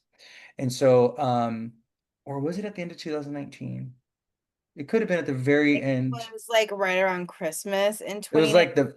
like the very end of 2019, like the very Yeah. end. It was like December 29th or December 28th or something. Yeah. Yeah, because I want to say it was like with the winter solstice or something. It was Yeah. too many things all at once. It's like, of course, this is what we came here for. Yeah, and then it was like right after Saturn and Jupiter had moved through Pluto and Capricorn as well. And there was like the conjunction with Saturn and Jupiter. And there was like a triple conjunction with Saturn, Jupiter, and Pluto and Capricorn, and that's what set off the vid and all that, you know. So yeah, you know, we've entered this new age and we can feel this grand timeline shift, but we are in this place. And so one of the things I just want everyone to keep in mind this month, but also as we're navigating this year, it's kind of like you need to understand that there's bigger things at play. So don't take things that you experience in your individual life personal, because you may lose a job, you may be forced to relocate, there may be something crazy that happens in your community or in your local environment, right? With like, and there it's kind of peace. And I think what we're seeing is like individuals and people, they get lost in the cracks of the bigger change, you know, and they become victims of the bigger change. And this is why we're seeing so many homeless people and so many, you know, like different types of, there's like a joblessness pandemic, and there's like an education pandemic, and there's a health pandemic, all these different, there's like all these different things. And it's like, it's because, you know, there's these larger systems that are dying and evolving and changing, but then as individuals, the people in between, it's like they're slipping between the cracks and getting lost in the chaos, and it's sad, you know. So I think it's important is like at this time we really need to lean into community, we need to lean into connection, we need to really show up for each other, and we need to do our best to stay connected to whatever community means. Because I really do think Uranus and Gemini and Pluto Aquarius is telling us we need each other. We need friendship. We need groups of people to mobilize. We need to stay politically involved and kind of protect each other and defend each other, right? And I think that's one of the things that Cancer season is sure to remind us is like we're all family. Whether or not we are black, brown, gay, straight, male, female, we're all family. We're all in this together. We're all on this planet together, right? We're either gonna survive and get through this together, or we're gonna all die and go out together. You know, but we're doing it together, whether we like it or not, right? And so I think it's important that we move through the delusion and the illusion of separation, because I think that's what Saturn and Neptune and Aries wants to do. I think they want us to all be separate. I think Saturn and Aries is about the individual and separation, right? And that's beautiful, that's fine, but look at what an ego-based consciousness in society, right, has done. It's made us all lonely. It's made us all depressed. All of us, there's billions of people in this world, and we all feel alone. What the fuck is going on? It's because we have given the individual and the ego more power than the community and selflessness. And you know, um, what is it? The superego, which is more Cancerian, more what Jupiter is about, right? And so I think we have to remember that it's so important that we show up for each other, and that we cannot do everything alone, and we can't be the lone wolf, you know, because I think there's a temptation, especially in this day and age, to just like isolate and just like ignore and just be like, okay, well, I'm okay. But what happens when you all of a sudden your family, your mother, your father, your kids are not okay, and they're getting impacted, your friends are not okay, right? It's like, at what point are you going to get involved? At what point are you going to step in, right? And it's the same thing that happened in Nazi Germany. It's like, you know, there's that poem, it's like first they went for the teachers, and first they went for the doctors, and then first they went, and all of a sudden they came for us, right? And at all these points, at every part populace that was getting targeted, we chose to not do anything or say anything until we were the next victims, right? And I think, and that's what they're doing now. They're doing it on immigrants. They're doing it on LGBT people and trans people. They're doing it on women. Okay, like they're the first targets, because why? They're the smaller communities. But then they start going for the bigger communities and the bigger communities until they're targeting everybody. You know, and so you got to understand, if one person is being targeted, then we're all being targeted. If one suffers, we all suffer. The least among us is the greatest among us. Go read the motherfucking Bible. Go read what Jesus said.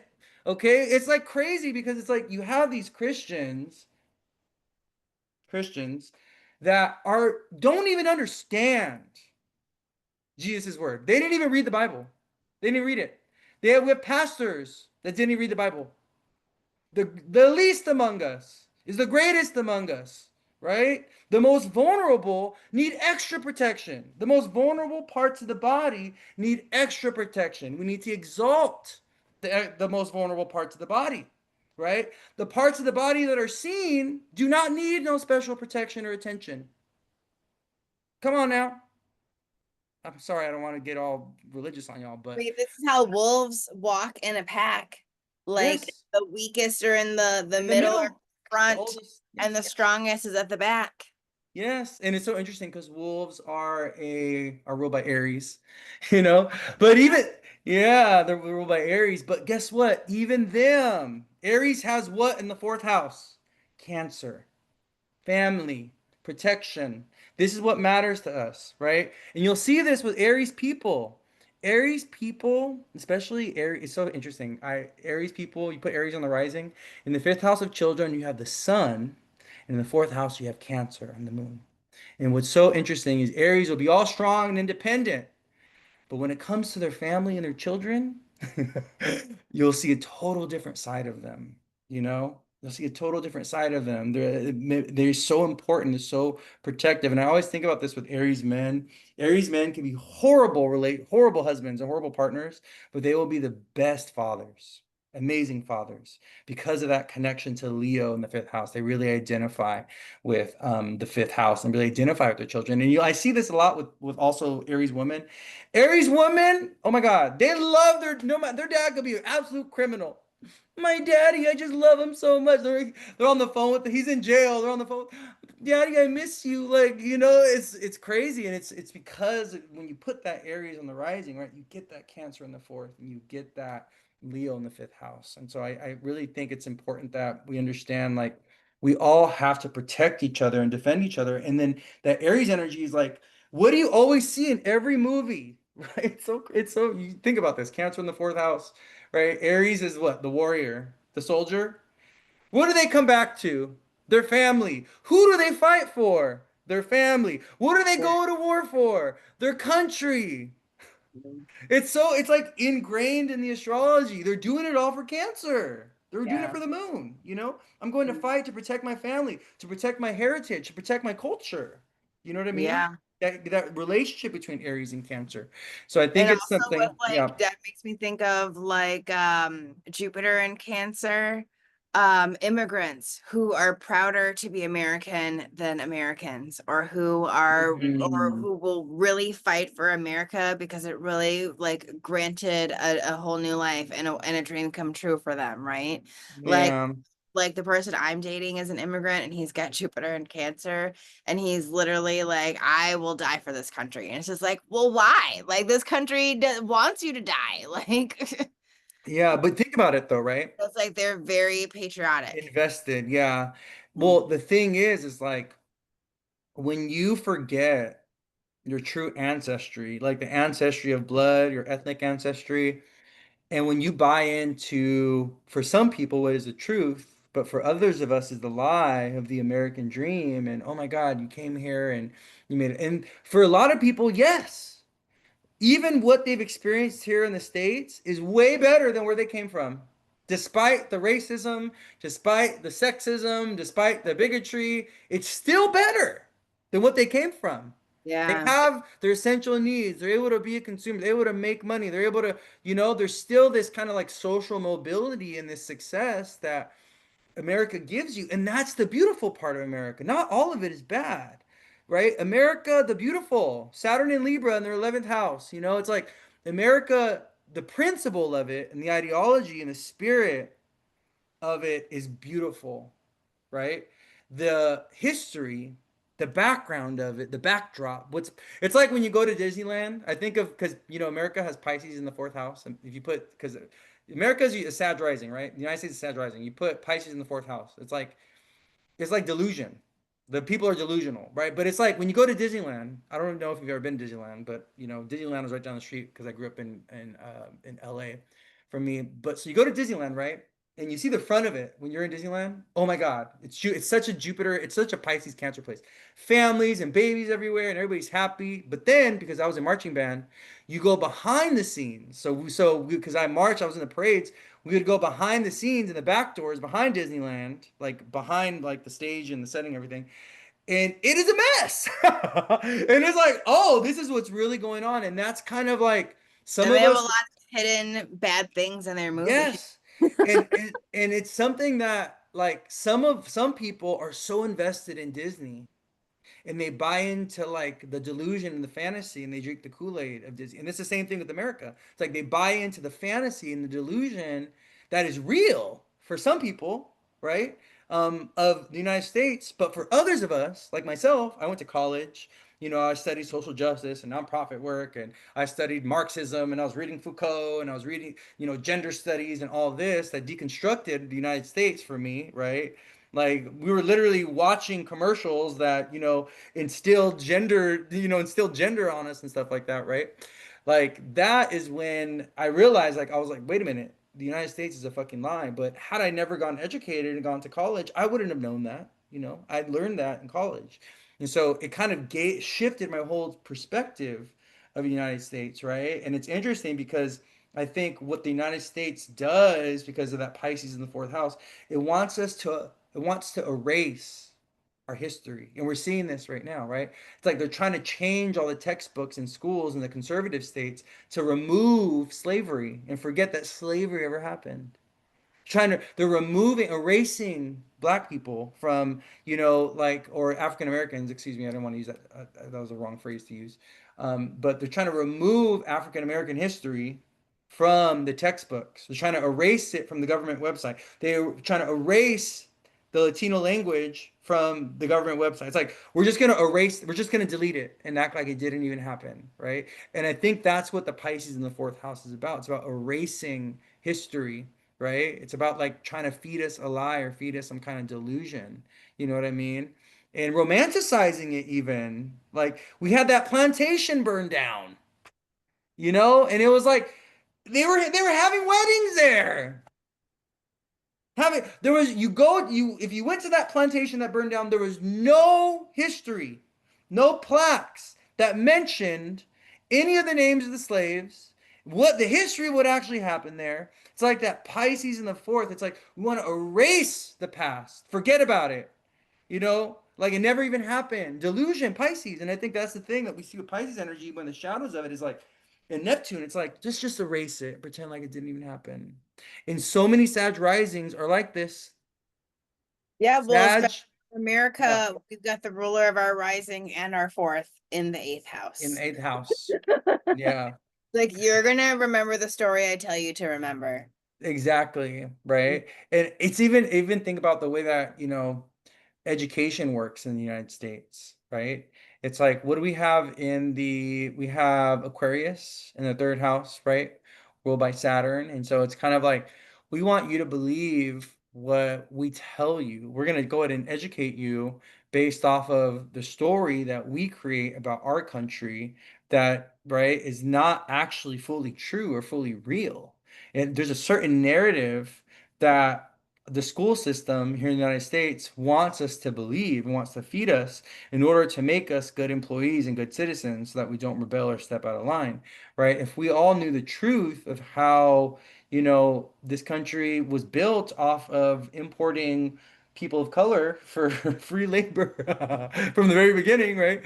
Like then, or for cheap labor, then things would be very, very different. So, and I think it's just so interesting. It's like a society or a culture of people that are not educated or poorly educated or educated in a way to where they're more patriotic than moral or ethical or educated, like in what actually happened, the truth.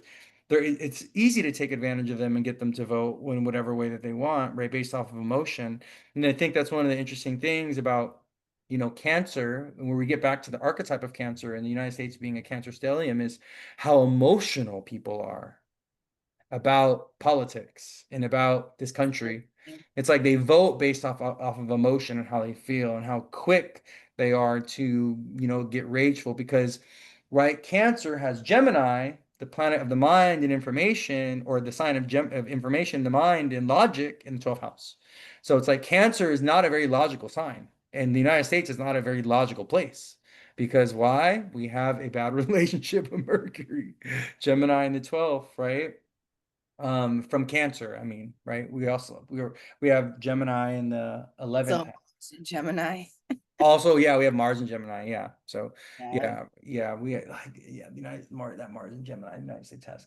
But yeah, so yeah, so going back to my original point, right? We just all need to understand, my loves, that we are in this period right now of tremendous change and radical, quick, fast-moving change. And Uranus, Saturn, Neptune, and Pluto, they're now in masculine signs. These signs are not soft. Aquarius, Aries, and Gemini, they're not soft. They're not compassionate. They're not sweet and nurturing. No.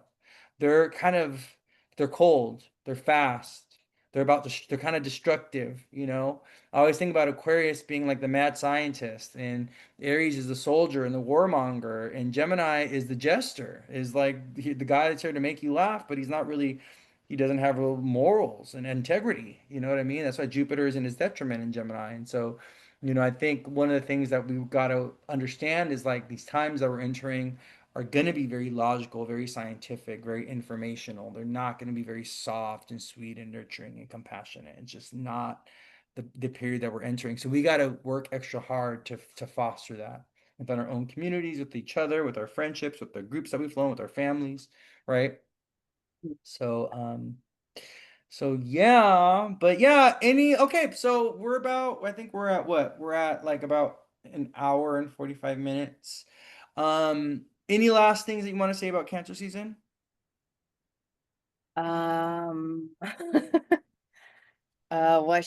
What is a good thing to leave on Cancer season? And maybe we can do some Q&A if people want to do Q&A for another until like 8 o'clock. Okay. Let's see here, 1 second.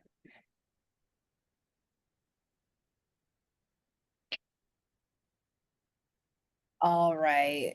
So even though we are having a lot of very difficult transits, like things are not exactly set in stone. Yes, there's going to be a lot of karmic things that unfold, but there's also opportunities for choosing a different path or choosing a different adventure. A lot of image, or a common image that comes to mind when I'm thinking of Cancer season is like in movies where they're like stuck in the liminal space and there's all the doors and they're kind of deciding what door to go through, like even Yeah. Jack Skellington, he's like, should I go to Christmas land or should I go to Easter land or whatever? You're like, you're looking for new doors because of all of the outer planets that recently changed signs. There's all this like opportunity for restarts or fresh things or something like this. And even though we just gave you like a ton of information that's probably like very overwhelming and maybe not exactly like lighthearted, that information should really make you feel empowered to make the best possible choices you can for yourself, because it's really all we can do. Part of the deconstruction that's happening in all of this is like colonizer deconstruction, because this is no longer a sustainable format for things. And so their timeline and their structure is ending. And one of their oldest, most tried and true plays in the book is like keeping us as like crabs in a bucket, Cancer, right? Crabs in a bucket. You've heard this, right? And they just kind of all attack each other. And then once one of them kind of is almost climbed out to the top, the others pull them back down. And the Yeah. thing is like, we're not crabs in a bucket. We're actually the moon in Aquarius. Okay. We are the people who can put our resources together and lean on each other's strengths and really like plan a solution that's good for the people. And I think that's really like what we should focus on. Definitely, definitely. I think Cancer season, Cancer energy wants to like play it safe and it's a little bit more conservative. It wants to protect and it wants to stay attached to the past. I think that's a temptation. But I think with all the other energy, and especially with like Saturn and Jupiter, all these planets entering new signs, I think we need to be very open to radical change. I think we need to be proactive about change. I think there's change that's beyond our control. And I think that we can allow it to work in our favor if we get on the boat and we anticipate it and we're like prepared or ready for like the next steps. I think this is a beautiful, beautiful time for radical breakthroughs. And it's a beautiful time for starting something new or starting something different, or at least planning to, and birthing something new. I think the age of jobs and the age of corporations and the age of working for 10 hours a day is coming to an end. I know it for a fact. It is. Okay. They're telling us, go listen to what all the billionaires are saying. Go listen to what all the heads of companies are saying. Go listen to what, Elon Musk is saying. Go listen to what, the head of Amazon. They're telling us, right? They're telling you right now, your job, you're not going to have to work no more. You're not going to have a job. You're not, all of our jobs are going to be gone. So what are we going to do? What are you going to do? Right? So I think we need to be very proactive about preparing for a change of what the human lived experience is going to be. If you're not having to work a 9 to 5 anymore and you can just do and live a life that is very much autonomous and very much in your control, where you have a lot of time, how are you going to fill that time up with something creative, with something passionate, right? If you can be your own business owner, if you can, be a musician, if you want to be a poet, if you want to be a writer, if you want to be a dancer, if you want to be some kind of artist, you want to do something like that, right? This is a beautiful time to prepare yourself to go ahead and do that. I think the age of creativity and the age of entrepreneurism, and I think there's a new renaissance coming on top of all of this. And I think this is something that we need to really lean into and embrace. And I feel like so many of us don't be attached to that job. Don't think that you're gonna have a career and be at the same job for 40, 50 years and retire and get a pension. Baby, you're not. That's a delusion. It's not real anymore. This is not we're not the Pluto and Virgo generation, okay? We're not the Pluto and Cancer Leo generation. All that shit is over. It's dead. It's gone. It's dying. And it's dying a very slow, ugly, painful death. And I think that we need to embrace this as an opportunity of liberation from capitalism, a liberation from the 9 to 5 jobs and doing things, filling our days up with and wasting our time at a job that you don't even like. They don't even want you. They don't even like you. They don't even pay you what you're worth. So I think we need to be open to radical change that is going to impact the way that we live. We have to be open to breaking the spell. Yeah, breaking the spell and breaking out of the structures that have kept us, right, like enslaved in different ways. Slavery just looks different now, okay, here in the States. And so I think, yeah, I think it's something that's so important. I think like we need to be, a lot of people are like, they want to be attached to these structures that are just, they're no longer serving us. We can't continue to function like this. And it's not, working 10 hours a day and working yourself into the grave until you're sick and you're ill, like it's not doing nothing anymore. It's not doing nothing for us. It's right. So I think we got to start moving towards soul fulfillment, lived experience. I think we got to start moving towards, learning and being spiritual and being intuitive and, really finding what is the meaning of life for you. And no one else can tell you how to do that. You got to figure that out for yourself. You got to figure out, what does my life mean? And I think we have an obligation and responsibility to create meaning in our life, right? It's like, what is my purpose? Go create that. Right? Make Oh, experiment Discover and purpose. out. Yes, try different things out. I got this download today that came to me. Cancer is a sign of creation. It's a sign of birthing, right? I got this download that came to me today that everyone's a genius. Everyone has something that they've been given by the creator to be able to go ahead and give and be of service to others with.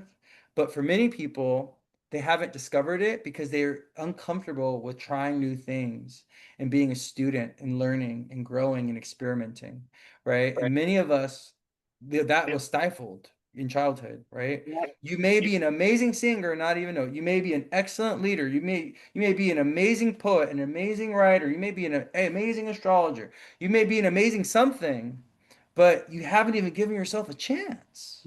Mhm. You haven't even given yourself a chance. And it's like the only way you're ever going to know is if you try.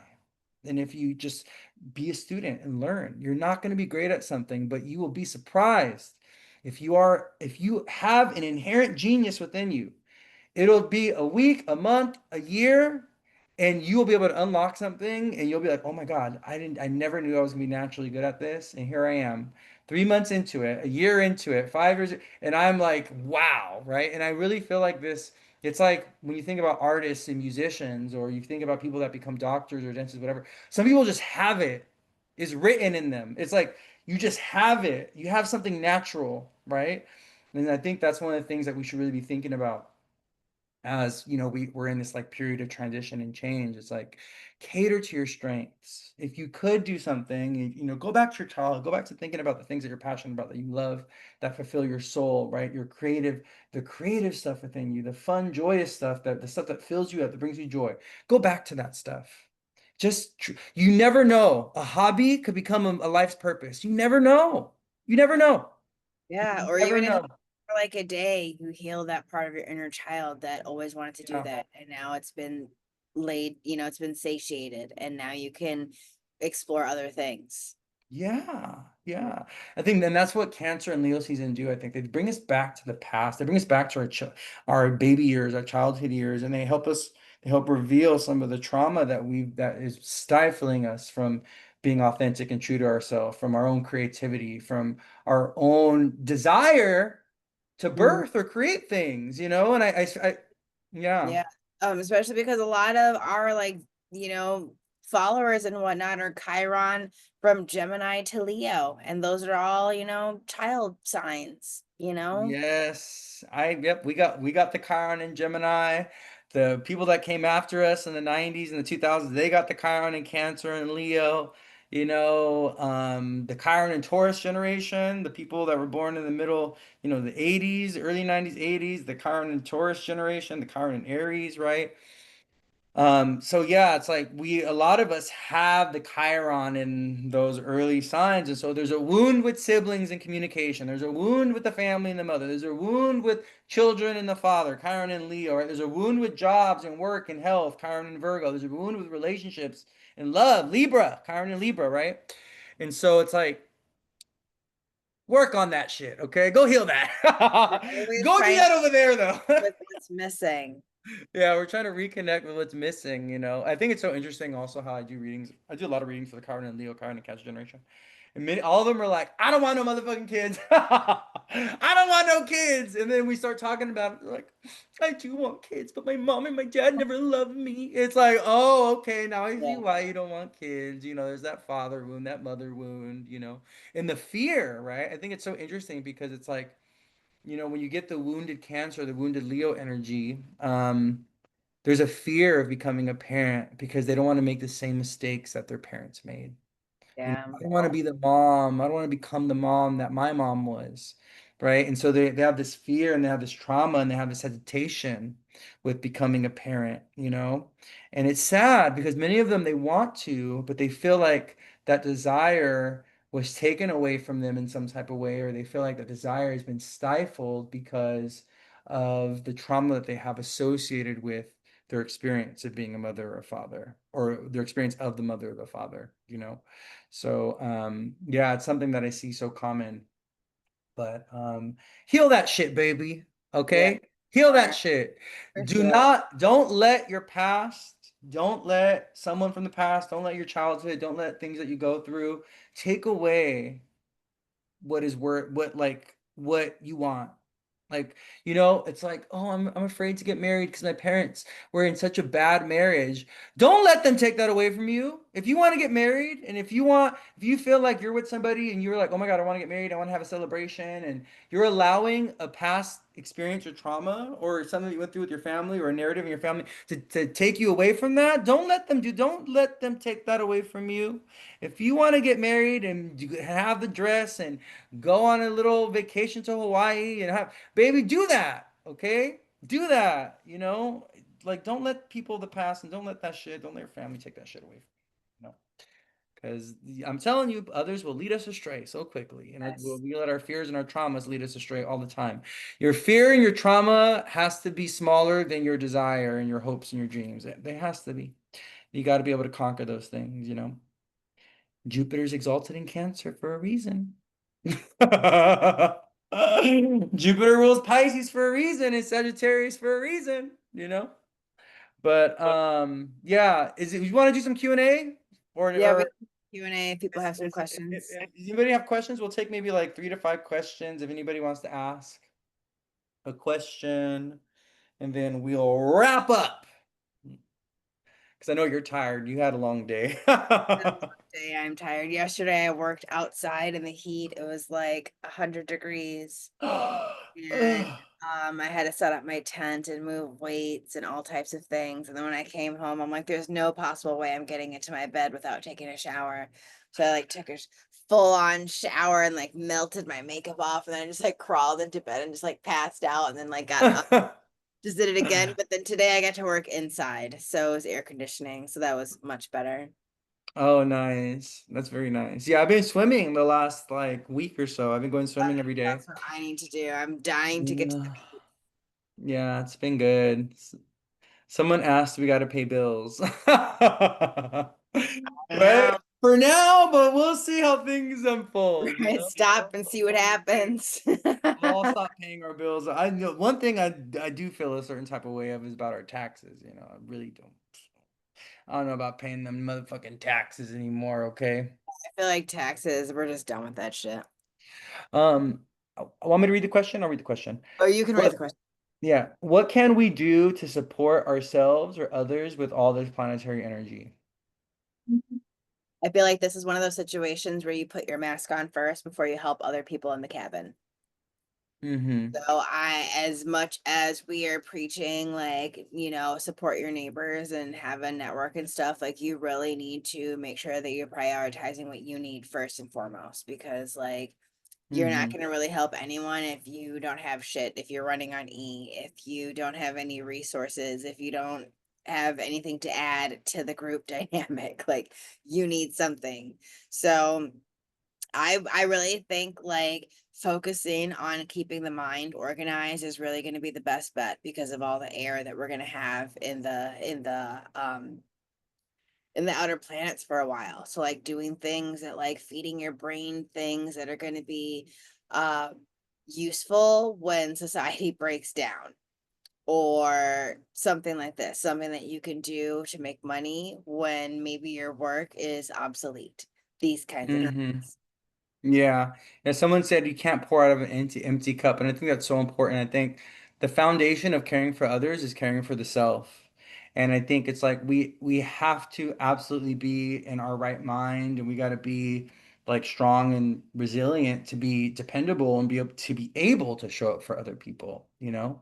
I Yeah. also think that vulnerability is super important because I think so many of us are used to dealing with things on our own, or because when you're raised in a kind of like a selfish egotistical society, you're kind of raised to believe, or it's kind of like we like to show face, we don't like to be honest and truthful with what we're really going through. And I think it's important right now for those of us that do need help or support, we got to ask, we got to be vulnerable, we got to learn how to receive. And I think that's one of the things that cancer season is here to remind us, is like sometimes you just need to be a baby. You need your mommy. You need to cry, or you need someone to just nurture you and care for you when you're sick because you don't have it all together. And sometimes you just need to fall apart and you need to be vulnerable, you know? And so I think it's like allowing yourself to be supported, asking for help, knowing when you can't do things by yourself, knowing when you need community or family or friendship. I think that is really important. I think so many of us, especially those of us with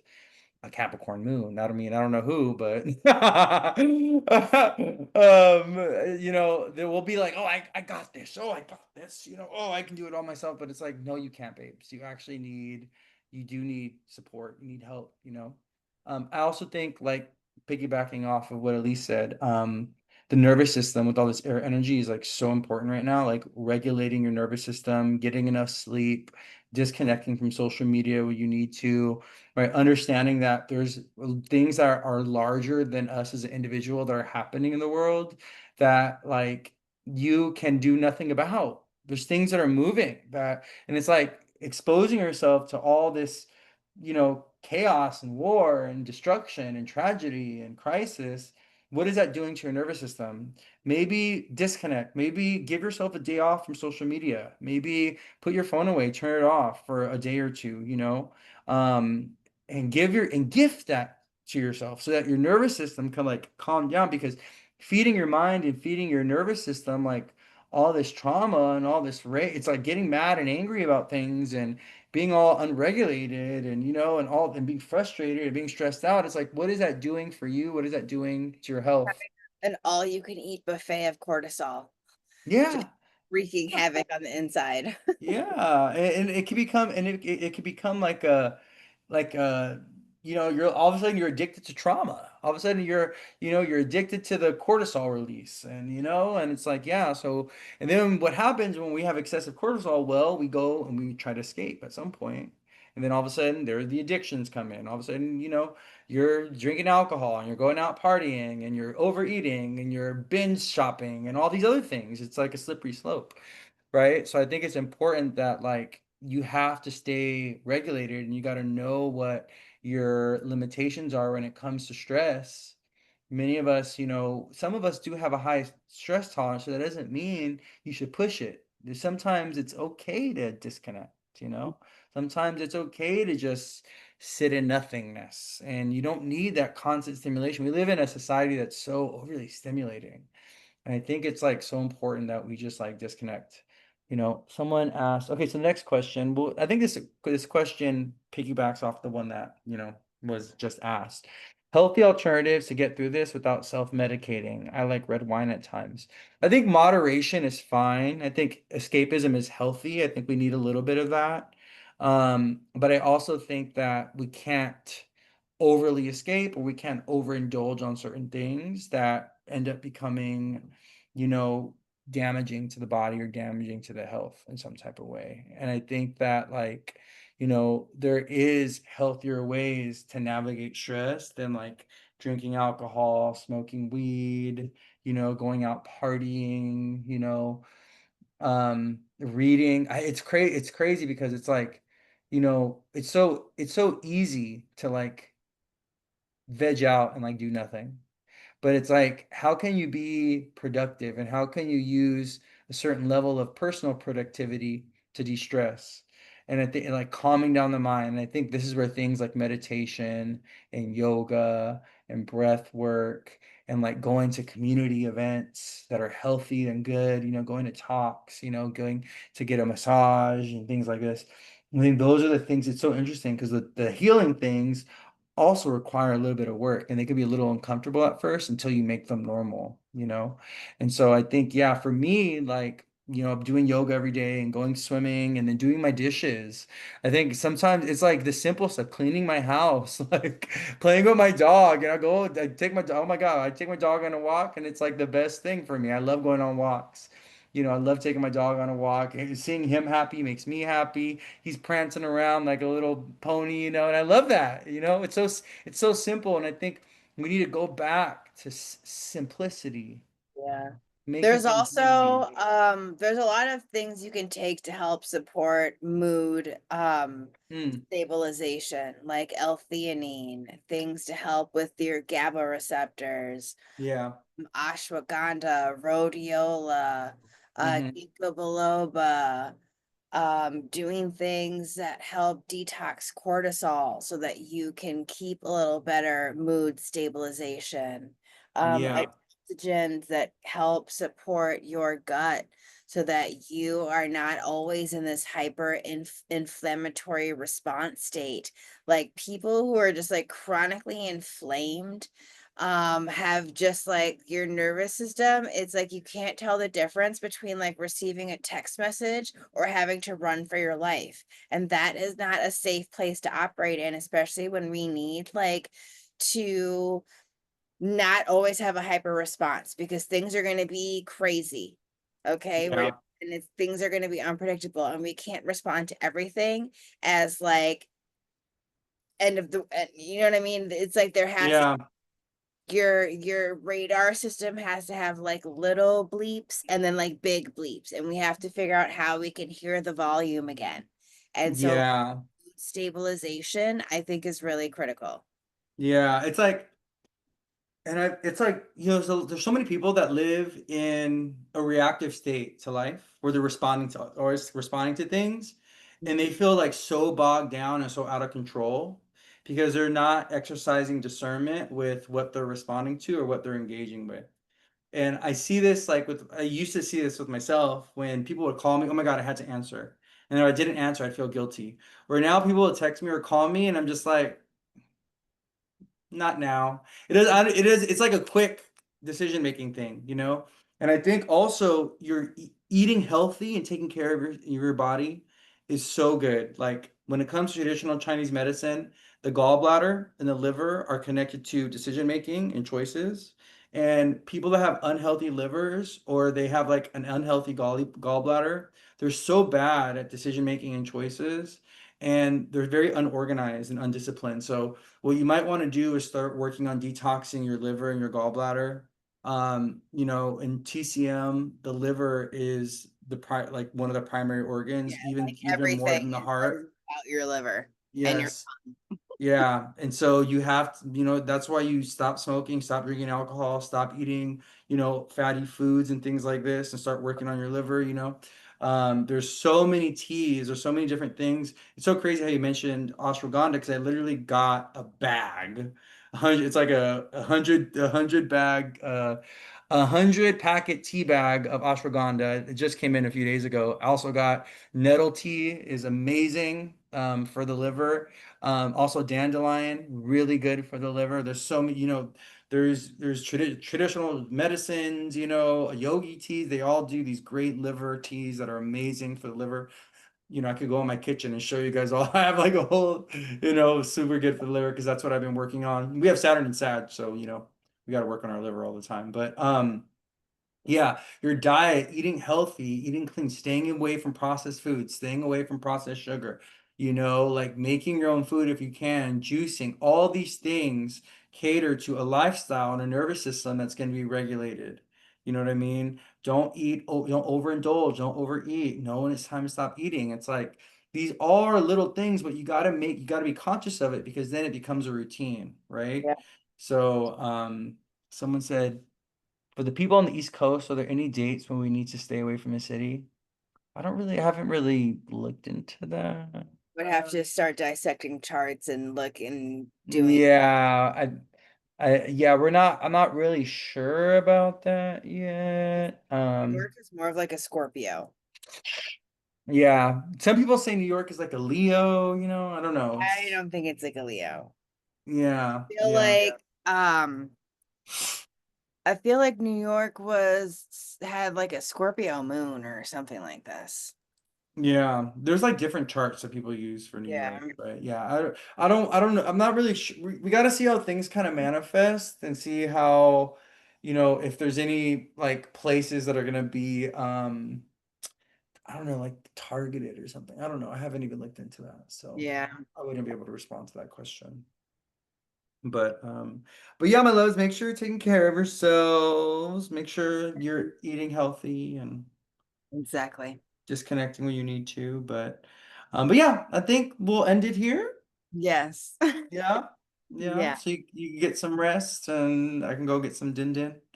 Right. All right, beloveds, everybody that hung out with us for the last few hours, thank you so much for being here. Elise, as always, it's a pleasure to have you.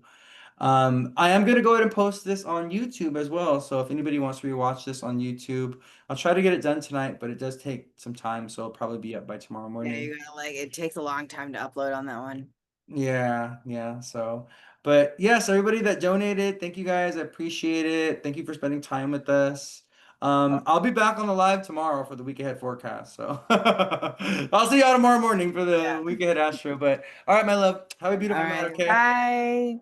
Bye, everybody. Take care. I'll see you guys. Bye. All right, my love, I'll see you.